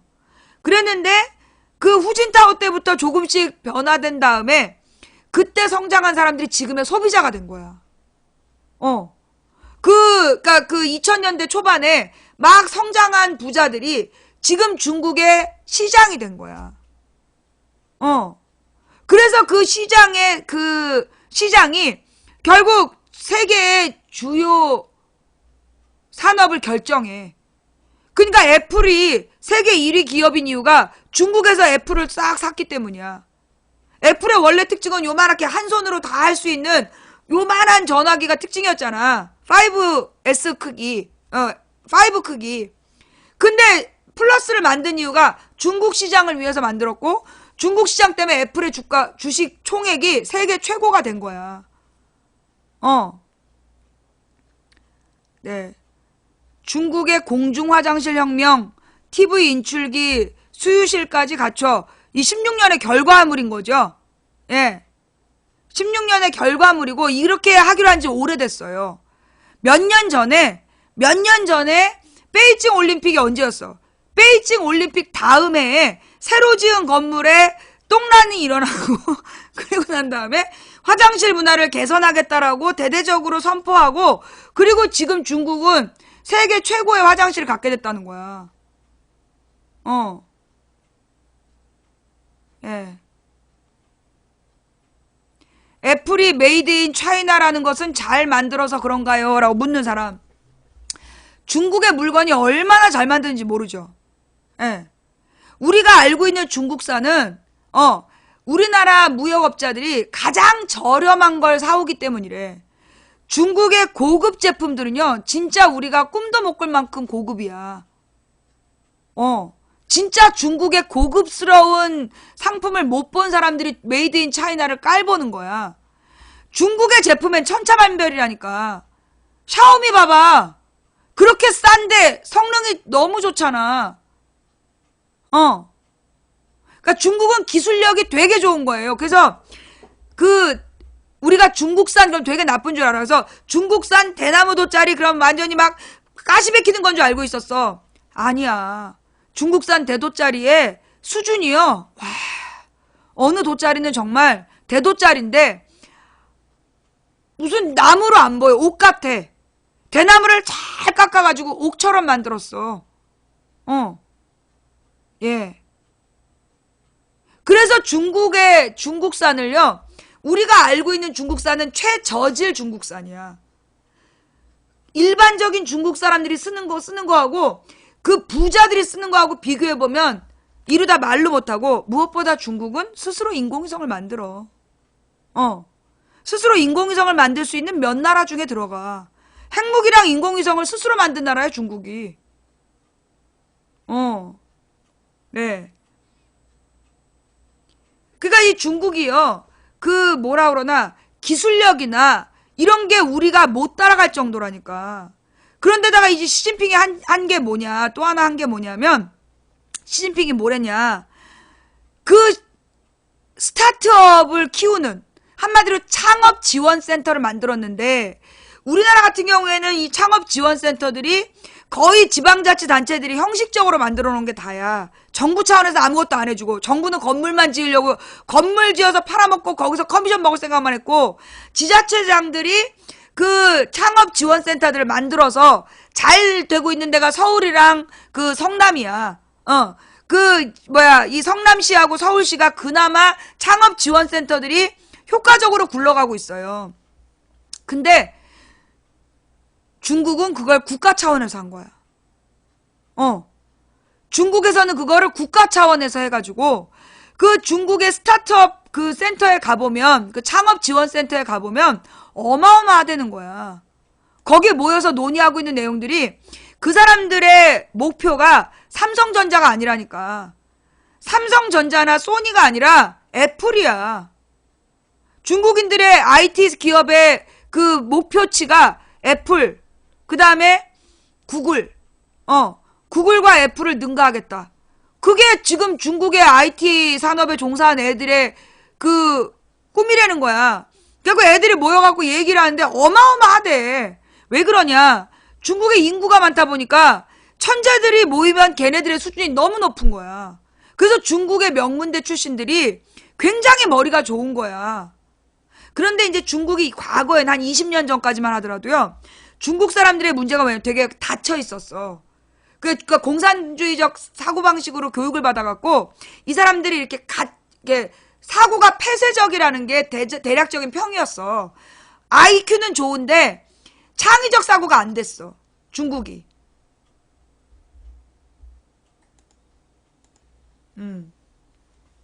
그런데 이 중국 사람들이 그 해외로 막 유학을 보내가지고 모든 나라의 중심 기술을 다 습득을 한 거야. MIT 공대에도 중국인이 버글버글. 일본 와사다 대학에도 중국인이 버글버글. 우리나라 대학에도 중국인이 버글버글. 그래갖고 진짜 공부 잘하는 애들은 그 장학금으로 전부 유학을 와가지고 놀고 먹는 것 같은데 얘네들이 다 정보를 빼낸 거야. 산학지원센터 이런 데에 들어가서 일부러 공대 많이 와가지고 공부하고. 그래서 지금 걔네들이 중국에 가서 중국의 기술 지원에 투자하고 있는 거야.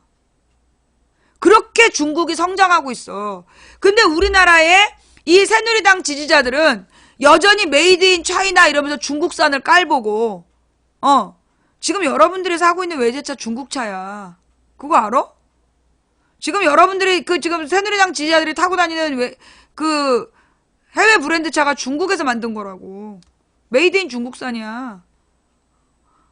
니네가 지금 메이드 인 중국 차이나를 욕할 때가 아니라니까?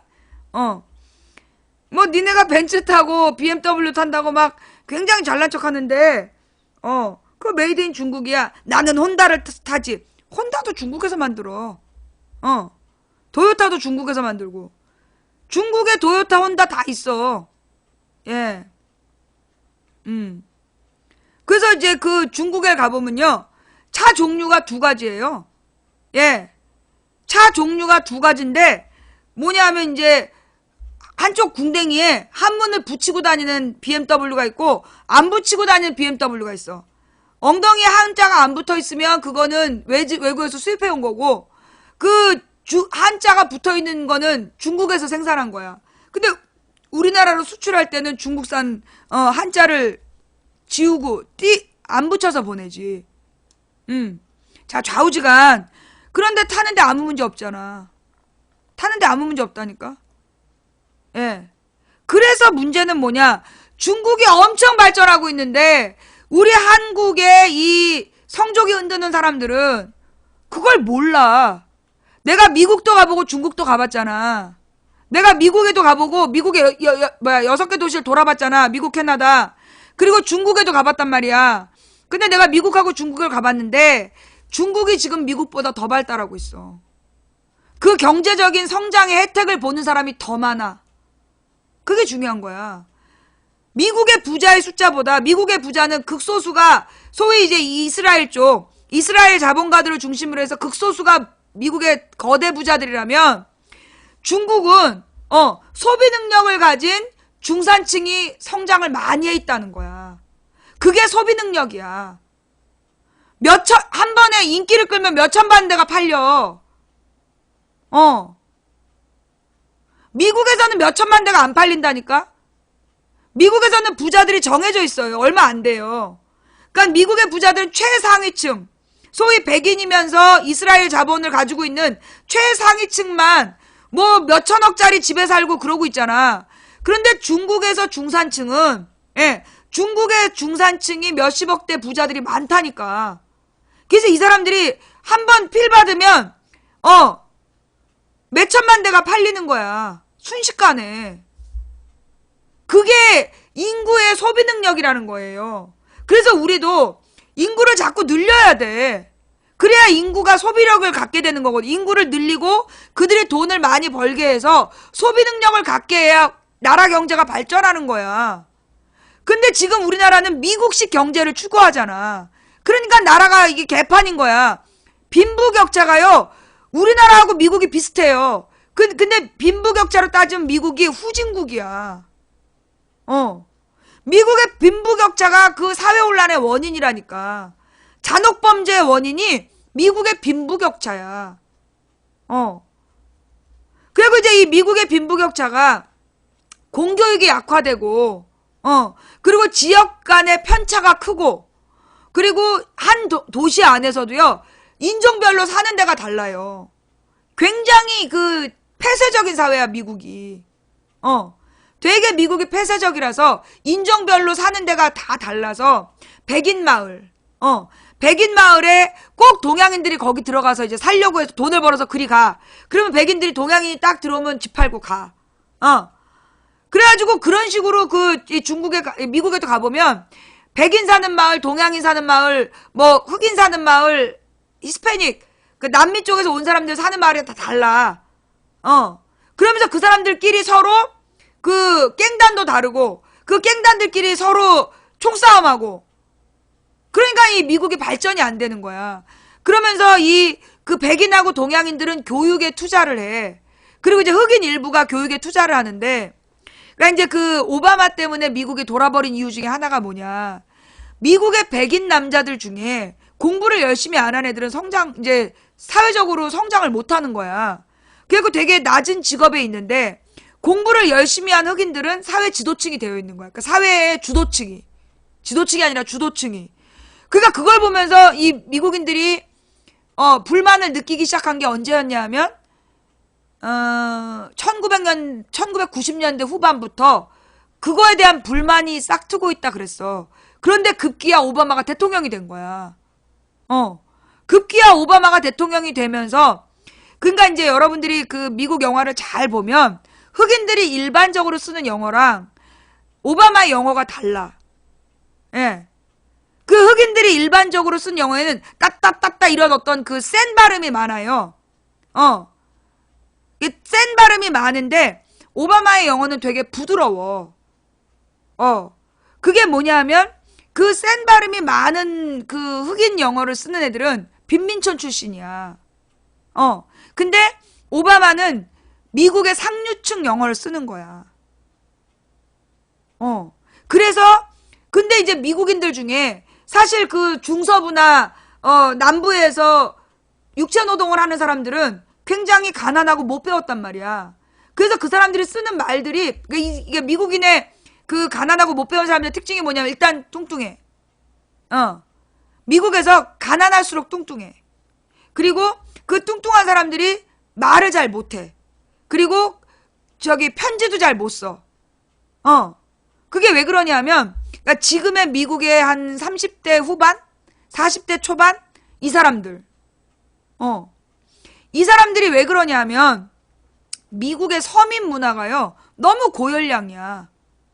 너무 고열량이고, 이 사람들이 받은 스트레스를 먹는 걸로 풀어. 그러니까 이제 미국의 스테이크를 봐도 그건 사람이 먹는 게 아니야. 막 5인분을 혼자서 먹어. 한국 5인분을 혼자서 스테이크를 먹더라니까. 이만큼 쌓아놓고 먹는 거야. 그러니까 그 먹는 게 전부 다 살로 가.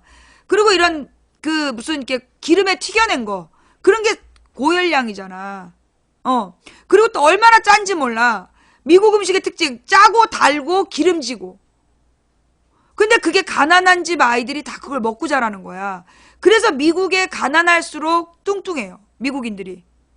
예. 그러니까 미국 사람들 태어나서부터 그걸 먹었기 때문에 먹는 거야. 우리는 못 먹지만 그 사람들은 먹는 거야.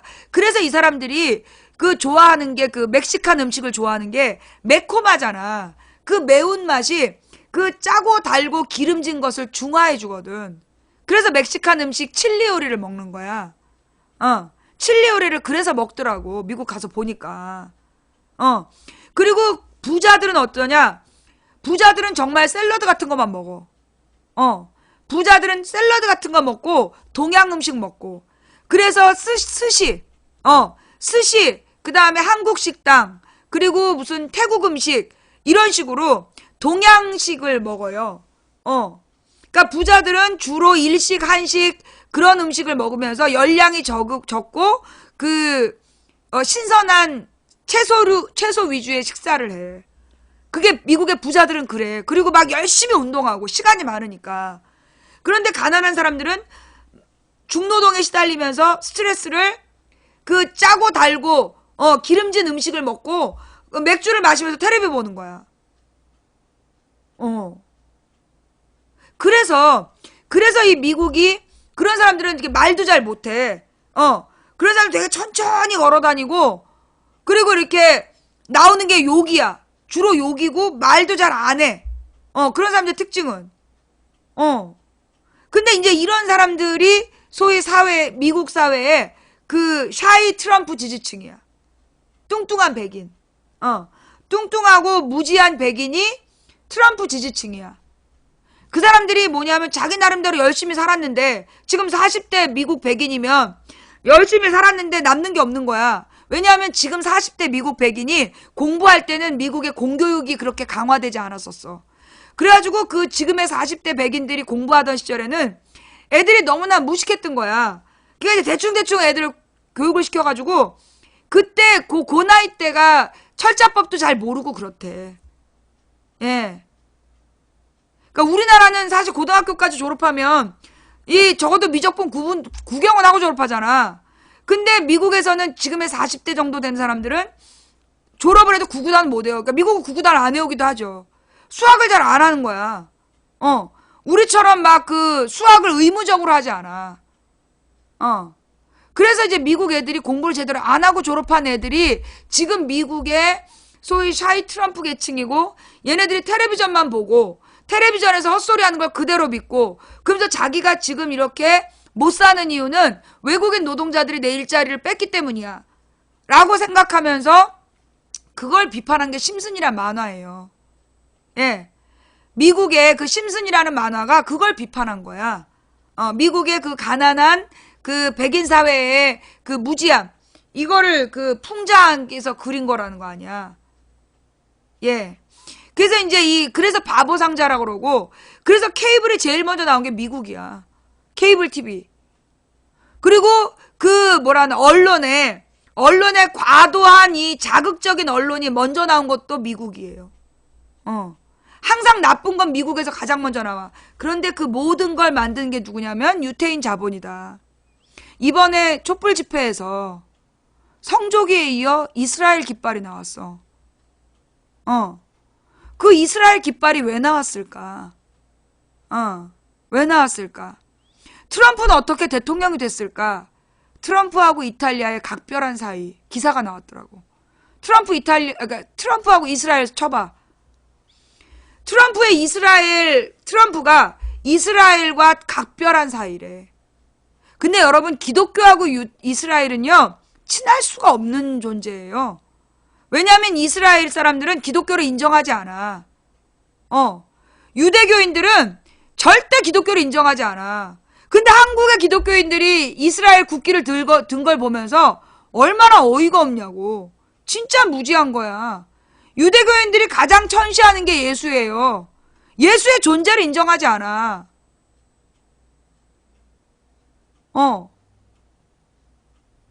예수를 메시아라고 인정 안 할 뿐만 아니라 그냥 유대인에게 예수는 살인범이야.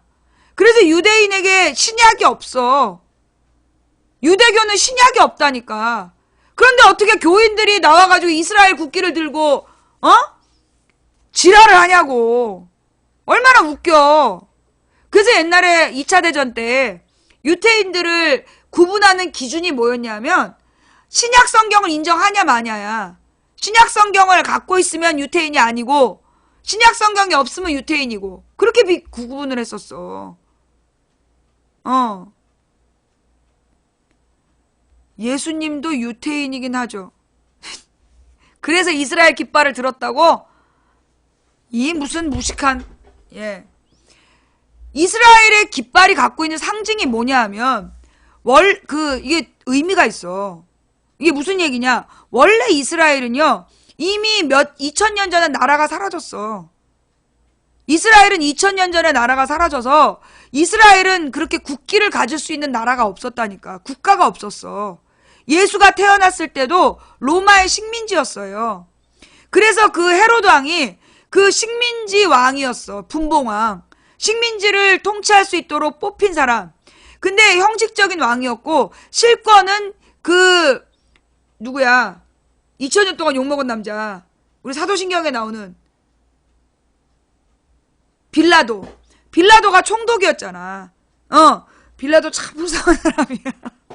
2000년 동안 예수를 안 죽이려고 그렇게 뺑개질했으나 결국은 이제 예수의 사형 선고를 해가지고 2000년 동안 욕먹은 거 아니야. 실제로 죽인 건 유태인인데. 하여튼 이제 그 빌라도가 총독이었고 헤롯이 그 지역의 분봉왕이었고 국가가 없었어. 그래서 예수를 따라다닌 많은 사람들이 예수가 그 이스라엘이라는 나라를 독립시켜서 국가로 만들어줄 줄 알고 따라다닌 거야. 그런데 예수가 자기는 십자가에 달려 죽어야 된다는 둥, 죽었다가 3일 만에 부활을 한다는 둥, 그래서 하늘나라로 가는 천국문을 열겠다니까 얼마나 열받아. 그래서 팔아버린 거야. 갖다 죽여버려라 했다 씨. 그러니까 예수를 따라다녔던 많은 사람들의 목적은 그 당시 이스라엘을 독립국가로 만들어주는 거였어요. 다른 말로 예수 시대부터 이스라엘은 없던 나라야. 그러면 이스라엘의 국가가 만들어진 게 언제였냐? 그게 2차 대전 이후야.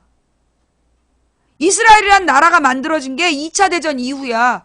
소위 지금의 그 유태인의 별을 가진 국기가 만들어진 게 2차 대전 이후예요. 어떻게 만들어졌냐 하면 히틀러를 피해서 도망간 유태인 자본 다이아몬드를 싹 긁어가지고 미국에 갔잖아. 그래서 얘네가 무기 사업에 투자를 해가지고 유럽에서 히틀러를 무찔르잖아. 나치를 다 무찔러. 그리고 난 다음에 뭘 했냐면 미국 정부에다가 이스라엘 국가를 만들어 달라는 거야. 예루살렘에다가. 근데 그때 예루살렘은 팔레스타인 사람들이 살고 있었어. 그런데 그 미국인이 그 이스라엘의 자본으로 지네가 전쟁을 하고 그 한몫을 잡았기 때문에 그래?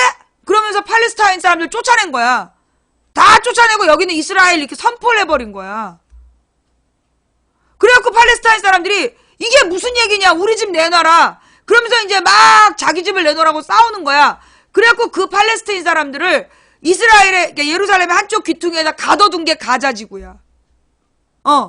가둬둔 게 가자지구야. 실제로 그 땅 주인인 나라 팔레스타인 사람들한테 땅을 뺏어갖고 이스라엘 국가라고 선포해준 게 미국이야. 예. 그래갖고 그래갖고 그 팔레스타인 사람들이 자기 땅을 다 돌려달라고 2000년 동안 이 땅은 우리 땅이었다. 그렇게 팔레스타인 사람들이 외치고 있는 거야. 그런데 그걸 갖다가 그 미국이 이스라엘의 돈으로 지원을 받았기 때문에 강제로 그러니까 이런 거지. 미국이 우리 땅을 뺏어갖고 여기 일본 땅이야라고 선언한 거랑 똑같은 거야. 일본이 자기네가 옛날부터 이 땅을 지배했다는 둥 일본 부설 이런 게 일본의 주장이잖아. 그러니까 이제 미국이 트럼프 같은 이 꼴통이 일본을 막 잘해주면서 그래 이 땅은 일본부가 있었으니까 이 땅은 일본 땅이라고 선언해버리는 거지. 그런 거야. 그래서 그 팔레스타인 사람들이 지금까지 이스라엘하고 싸우고 있는 거예요. 그래서 이스라엘 깃발은 부끄러운 깃발이야. 그 깃발은 그렇게 자랑스러운 깃발이 아니야. 그런데 그 이스라엘 깃발을 굉장히 중시하는 사람들이 있어. 진짜로 웃기는 게 한국의 기독교야. 그 이스라엘을 굉장히 막 이렇게 떠받들어요. 이스라엘은 예수를 천시한다니까. 한국의 유대교인들이 이스라엘을 존중하면 내가 이해를 하는데 한국의 개신교회들이 이스라엘을 존중한다는 건 진짜 이단 같은 짓들이야. 유대교는 예수의 존재를 인정하지 않는다니까. 무식한 목수 출신의 사기꾼, 사형수. 그게 유태인들이 바라보는 예수예요. 근데 예수가 메시아라고 외치는 한국의 기독교가 이스라엘 깃발을 들고 지랄 연병을 하니까 그러니까 이단 소리를 듣는 거야 한국의 개신교가. 뭔 얘기인지 알아요? 그런데 문득 내가 거기서 뭘 깨달았냐 하면 그거구나. 이스라엘 깃발이 나왔다는 걸 보면서 모든 문제가 이해가 됐어.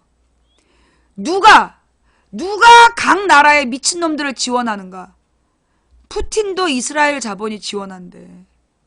푸틴, 트럼프, 그 다음에 그 영국의 브렉시트파, 그리고 스페인의 독재자들이나 프랑스나 이런 데 모든 나라의 극우파에게 극우파를 지원하는 미디어, 전 세계의 극우파를 지원하는 미디어를 장악한 게 이스라엘 자본이라는 거야. 그래서 나온 말이 그 프리메이슨이란 얘기인데 그 프리메이슨 이야기는요. 그 실제로 이건 이스라엘 자본이야. 이스라엘 자본인데 그걸 뭐라고? 로스차일드니 프리메이슨이니 그러면서 신격화한 거야. 그러면서 예수의 그 피를 나눈 자들이 뭐 지배하고 있다 이런 개소리를 하면서 그건 뭐냐면 한마디로 돈인데 돈을 가지고 있는 대자본이야. 글로벌 자본이야. 근데 그 글로벌 자본을 신의 존재로 미화한 거야. 그게 프리메이슨 이야기야. 그래서 로스차일드니 프리메이슨인 이런 개소리에 넘어가면 안 된다고. 결론은 세계 미디어, 세계의 모든 방송사와 제약회사와 그 다음에 무기회사의 자본을 가진 이스라엘 대주주 그놈들이야. 그런데 그 더러운 새끼들, 그것도 걔네들의 전신이 누구냐면 셰익스피어의 소설에 나오는 샤일록, 그런 놈들이야. 아주 더러운 그걸 뭐라 그래, 고리대금업자들, 더럽고 탐욕스러운 고리대금업자들이야. 그런데 그들을 굉장히 미화한 거야. 돈이고 선인 거지.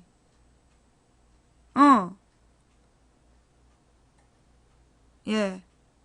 미국의 주요 언론 그 폭스나 이 CNN도 전부 유태인 자본일걸?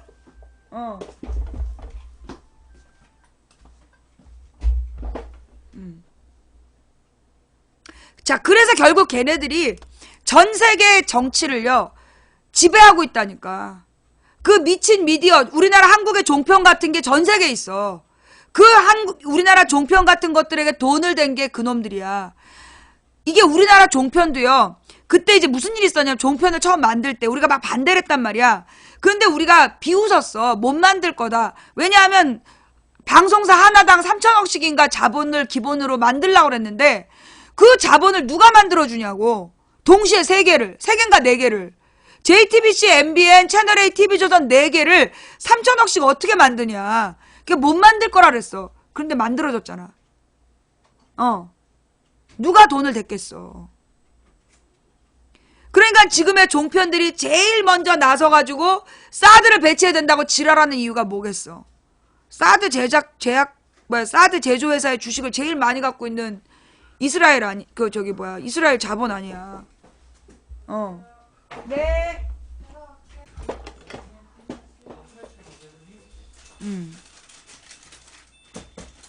그러니까 지금 전 세계에서 테러의 공포를 파는 언론들 다 유태인 자본이야.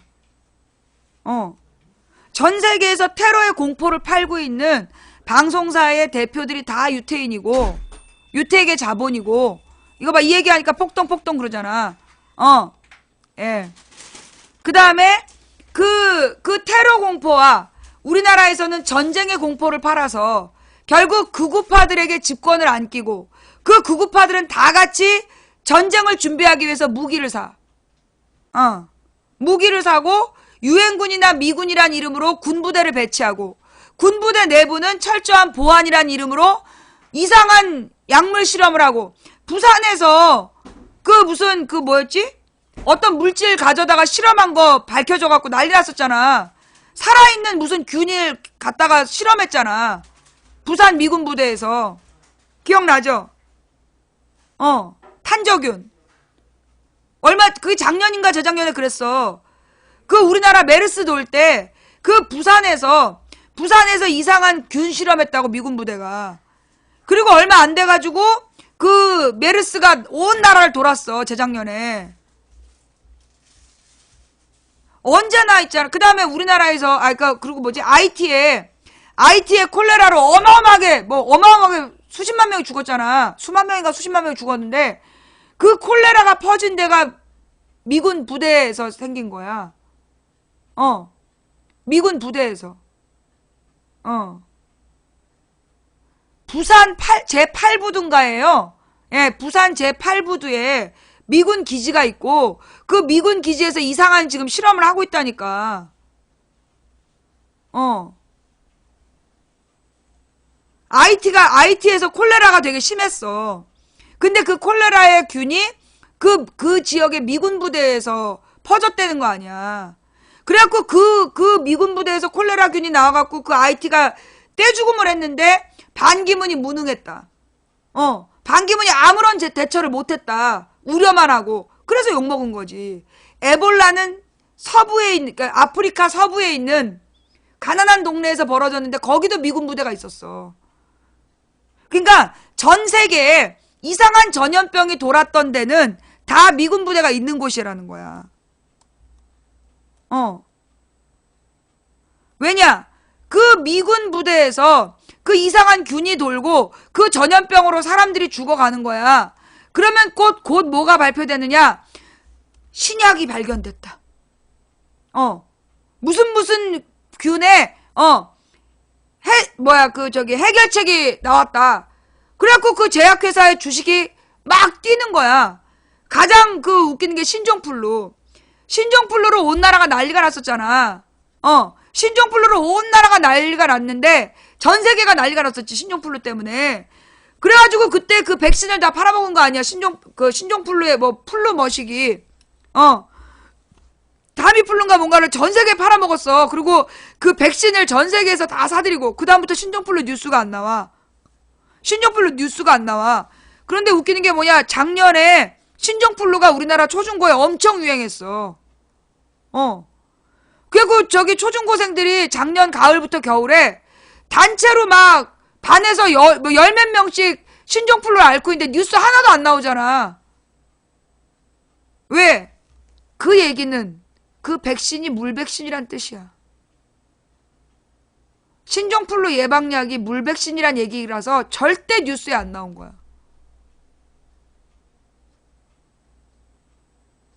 왜 도대체 그렇게 초중고에서 애들이 그렇게 신종플루를 앓고 있고 그게 막 전염성이 강하고 애들이 막 일주일씩 학교를 못 나오는데 도대체 왜 뉴스가 안 나왔을까? 그 이유가 뭐겠어? 신종플루 잡는 백신이라고 팔아먹었는데 그 백신이 물백신이라는 거 아니야. 안 그래? 주사 다 맞았잖아. 애들 예방주사, 독감 예방주사 다 맞췄잖아. 물백신이었기 때문이지. 결국은 이 미디어를 장악한 요 이스라엘 자본이 그 제약회사와 그 다음에 무기회사의 주식을 가지고 전 세계를 공포로 몰아넣고 전쟁의 공포, 테러의 공포를 파는 거야. 무엇보다 그 IS 생각해 봐봐요. IS. 걔네가 맨 처음에 올렸던 그 동영상은요. 그 초등학교 애들 수준도 아니었어. 너무 후진 동영상을 만들어 올렸단 말이야. 그런데 그 IS가 단 석 달 만에 풀 HD급 영상을 만들어서 올려. 그지? 그 돈 누가 다 댔을까? IS에다가 돈 댄 게 누구겠냐고. IS의 공포를 팔아서 결국 유럽을 지금 쑥대밭을 만든 거 아니야. 신종플루 예방접종을 했으면 신종플루에 걸리면 안 되는 거야. 그치?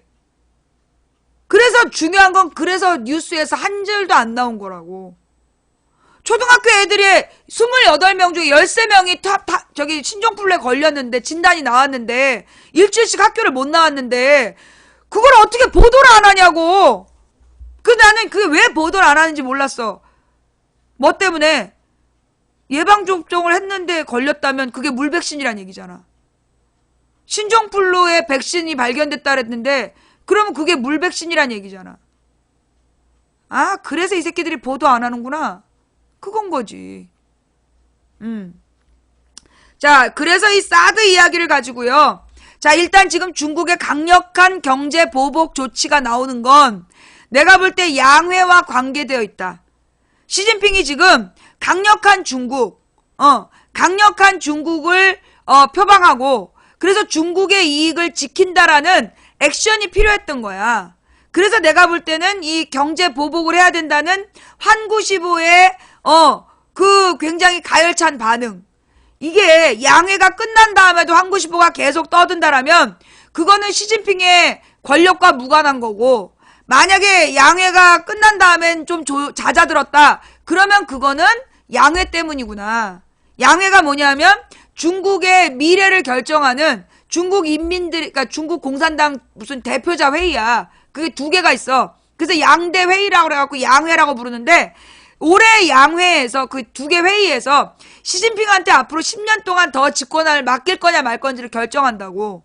그래서 지금 이제 이 중국의 경제 보복 기사가 굉장히 심하게 나오고 있는데, 양회를 끝나봐야 알 수 있다. 라는 게 이제 망치 부인의 소설이야. 확인된 건 아니고, 이 중국의 사드 반응과 양회를 연결한 사람은 아마 없죠. 지금 이거 연결해서 얘기한 사람 있어요? 그러니까 이 지금 중국의 보복 조치가 환구시보라는 신문에서 나오고 있는데, 그 환구시보에서 막 그 사드를 비판하면서 한국과의 단교를 주장하고 막 이런 이야기들이, 양회랑 관계된 거 아니겠냐. 그래서 이제 시진핑이 중국의 이익을 최우선에 한다는 것을, 강한 중국민의 이익을 최우선한다. 그런 리더십을 보여주려고, 하고 있는 거 아니냐라는 추측. 사실이라고 내가 단정할 수는 없고, 라는 추측이고요. 그 다음에 이제 이 사드 문제, 이 사드에 대해서 이제 중국과 러시아가 지금 막 비판을 하고 있잖아. 그래서 이건 중요한 건 뭐냐. 이 무역만큼 중요한 문제는 뭐냐면, 결국 한반도가 다시 전쟁의 긴장 상태로 들어간다는 거야. 북중러대 한미일이라는 김대중 노무현 이전의 체제로 간다는 거야. 사드의 문제는 김대중 노무현이 10년 동안 고쳤던 한반도 평화체제를 무너뜨리고 다시 북중러대 한미일이라는 대립구도로 만들어버렸다라는 픽션. 픽션이 아니라 팩트. 그건 사실이야. 그로 인해서 우리는 장기적으로 경제가 성장하거나 그러기에 한계가 정해진다는 거죠. 신냉전 체제를 우리나라에서 만들어 간다는 거야. 내가 독일에 가야 되는 이유가 그것과 연관된 거 아닐까라는 막연한 생각을 하고 있어요. 그 독일에서 올해 루터의 종교개혁 500주년인데 그 500주년 기념 행사의 주제가 뭐냐면 Just Peace래. 바로 평화. 예수의 정신의 핵심은 평화다. 그런데 전 세계의 개신교 신자들이 트럼프를 지지하고 극우파를 지지하는 모습. 예. 이걸 비판하면서 루터의 종교개혁을 다시 생각하자 그 사람들이 모여서 오직 평화라는 주제를 가지고 올 여름에 종교개혁 500주년 기념 행사를 한대요. 그 행사에 테러가 예고되어 있대. 그 행사에 대규모 테러가 예고되어 있대. 왜 그 종교 행사에 테러를 할까요? 이건 뭐냐? 이번 그 독일이 내가 볼 때는 정말 영적 전쟁의 장이 될 것 같아. 영적 전쟁의 장. 그러니까 전 세계에서 예수의 정신은 평화다라고 얘기하면서 세계의 인권을 존중하는 사람들이 모이는 거야. 거기에 테러를 일으켜서 그 테러를 가지고 전 세계에 더 극단적 대립으로 치닫게 하려는 그런 목적을 갖고 있는 거 아니냐. 그래서 하나님께서 나더러 그리 가라는 거 아니냐. 그 현장을 보여주려는 거 아니냐. 내가 볼 때는요, 이번에 이제 대선이 끝나면 다음 대통령의 화두는 오늘 저녁에 이제 그 무슨 대선 토론이 있다는 거 아니야? 지금 새로 뽑히는 대통령의 화두는 평화가 돼야 돼. 한반도 평화. 한반도 평화가 곧 밥이야. 오늘 여러분이 무조건 대통령 후보들을 누구 원래 좋아하던 사람 좋아하면 안 돼. 한반도 평화에 대한 답이 있는 사람이 누구냐를 골라야 돼. 예. 오늘 이 대선 토론에서 가장 중요한 게 내가 볼 때 한반도 평화 문제에 대한 해답을 가진 거야. 그게 왜 중요하냐 하면 실제로 한반도 평화가 곧 우리의 밥이야. 한국의 밥. 그래서 우리는 평화에 대한 답을 가진 사람을 대통령 후보로 골라야 되는 거야. 그러니까 한반도 평화를 어떻게 가능하게 할지에 대해서 사람들의 이야기를 한번 들어봐. 그리고 판단하라고. 예. 자, 이렇게 해서 오늘 방송은 여기까지 할게요. 예. 잠시 후 6시부터 CBS에서 대선 토론이 있다니까 여러분들의 기준은 뭐가 돼야 되냐? 한반도 평화 문제를 어떻게 해결하려고 하느냐? 그리고 지금의 이 분열되어 있는 이 국론을 어떻게 통합시킬 거냐? 한반도 평화에 대한 대책, 그 다음에 국론 분열 상태를 어떻게 해결할 건지에 대한 대책, 그리고 세 번째로 우리의 먹고 사는 미래 먹거리에 대해서 어떤 구상들을 가지고 있느냐. 요 세 가지를 가지고 후보들의 토론을 분석하셔야 된다. 무슨 얘기인지 알겠죠? 세 가지 외워봐. 여러분들이 그 플레이스토어에서 레인보우를 검색하면 인터넷으로 CBS 뉴스를 CBS 프로를 생방송으로 들을 수 있어요. 예. 그러니까 그 레인보우 앱을 다운받아가지고 플레이스토어나 앱스토어에서 레인보우를 다운받아가지고 그 6시부터 들으시면 되는 거예요. 자, 세 가지 기준이 뭐라고? 첫째, 한반도 평화를 위한 답이 있느냐? 둘째, 지금 국론이 분열되어 있는데 이걸 통합하려는 답이 있느냐? 셋째, 미래 먹거리, 지금 아주 치열한 무한 경쟁 구도 속에서 미래 먹거리를 위해서 무엇을 준비하고 있느냐? 이걸 기준으로 그 후보들을 평가하셔야 된다. 여러분이 과연 제대로 들었는지 모르겠고요. 자, 그래서 좌우지간 망치 부위는 내일 또 광화문으로 갑니다. 예. 내일 또 광화문으로 가는데, 예. 그 내일은 몇 명이 나올지 모르겠어요. 또 내일도 얼마나 많은 방해가 있을지 모르겠어. 그런데 제가 뭐라 그랬죠? 우리가 역사적인 순간에 참여할 수 있는 기회가 우리 인생에 다시 오지 못할 수 있다. 그래서 내일하고 그 다음 3월 4일하고 11일 만약에 다음 주 10일 날 결론이 나면 아마 저를 2달 동안은 오프라인에서 못 만나겠죠? 그죠? 어쩌면 내일이 여러분과 제가 마지막으로 촛불을 드는 날이 될 수도 있어요. 그러니까 내일은 꼭 광화문으로 와주시기 바래요. 내일 망치 부위는 4시까지 갈게요. 예, 내일 4시까지 갈 테니까 내일 4시에 광화문에서 만나요. 어쩌면 내일이 마지막일지도 몰라요. 이번 이 11월의 기적에서 시작된 11월의 기적에서 시작된 우리들의 촛불이 어쩌면 내일이 마지막일지도 몰라요. 그러니까 내일은 후회 없이 다들 나오세요. 다음에 어쩌면 다음은 없을지도 몰라. 그러니까 내일은 최대한 4시까지는 나오시고요. 예, 저는 어쩌면 더 일찍 갈지도 모르고요. 어차피 인생은 한 번 살다가 죽는 것 같아요. 예, 우리는 어차피 한 번은 죽게 되어 있거든요. 우리가 어떻게 그래서 누구도 안 죽을 수 없어.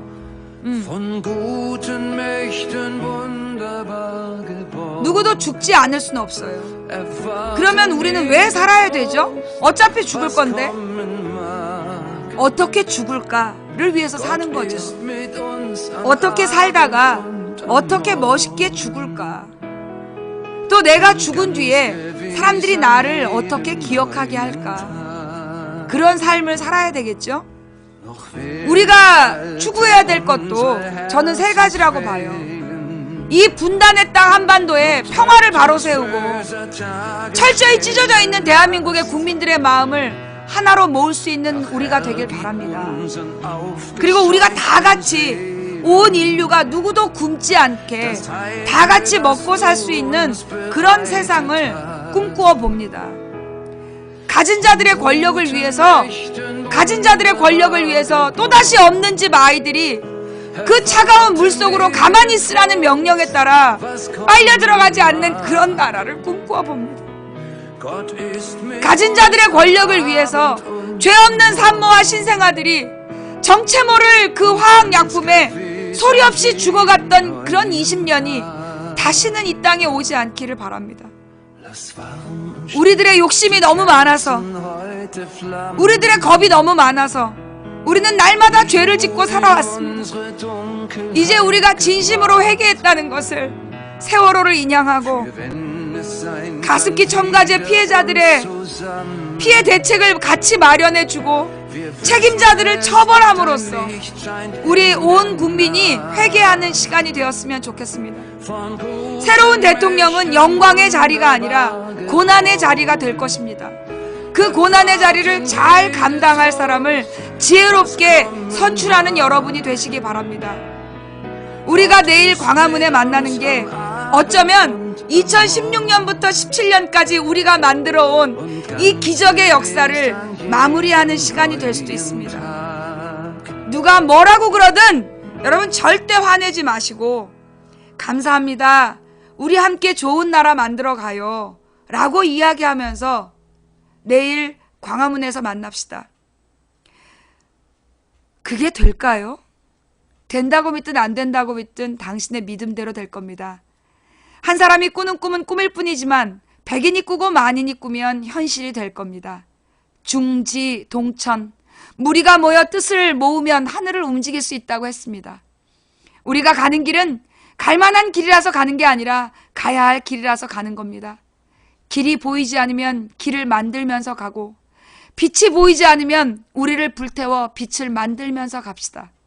이기기 어려운 싸움에서 지지 않는 단 하나의 방법은 싸움을 끝내지 않는 것이다.